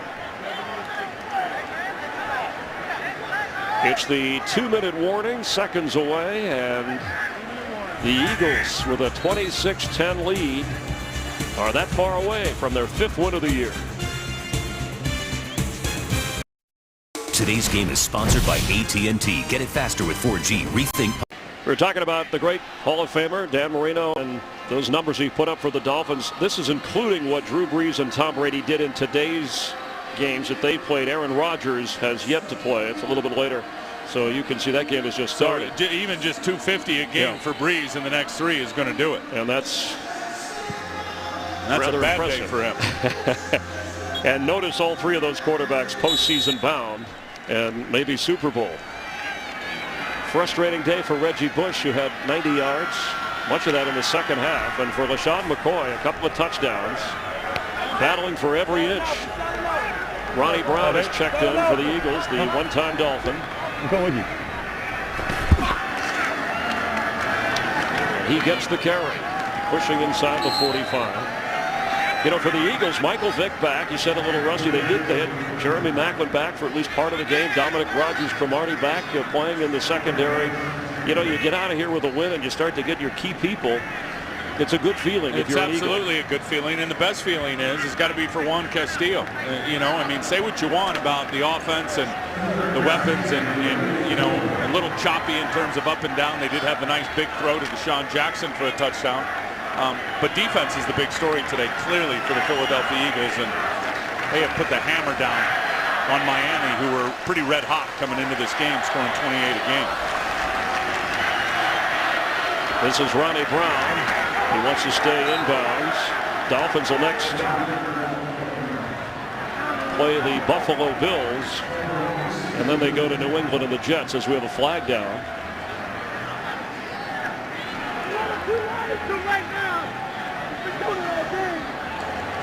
Holding offense and penalties decline, makes it 4th down.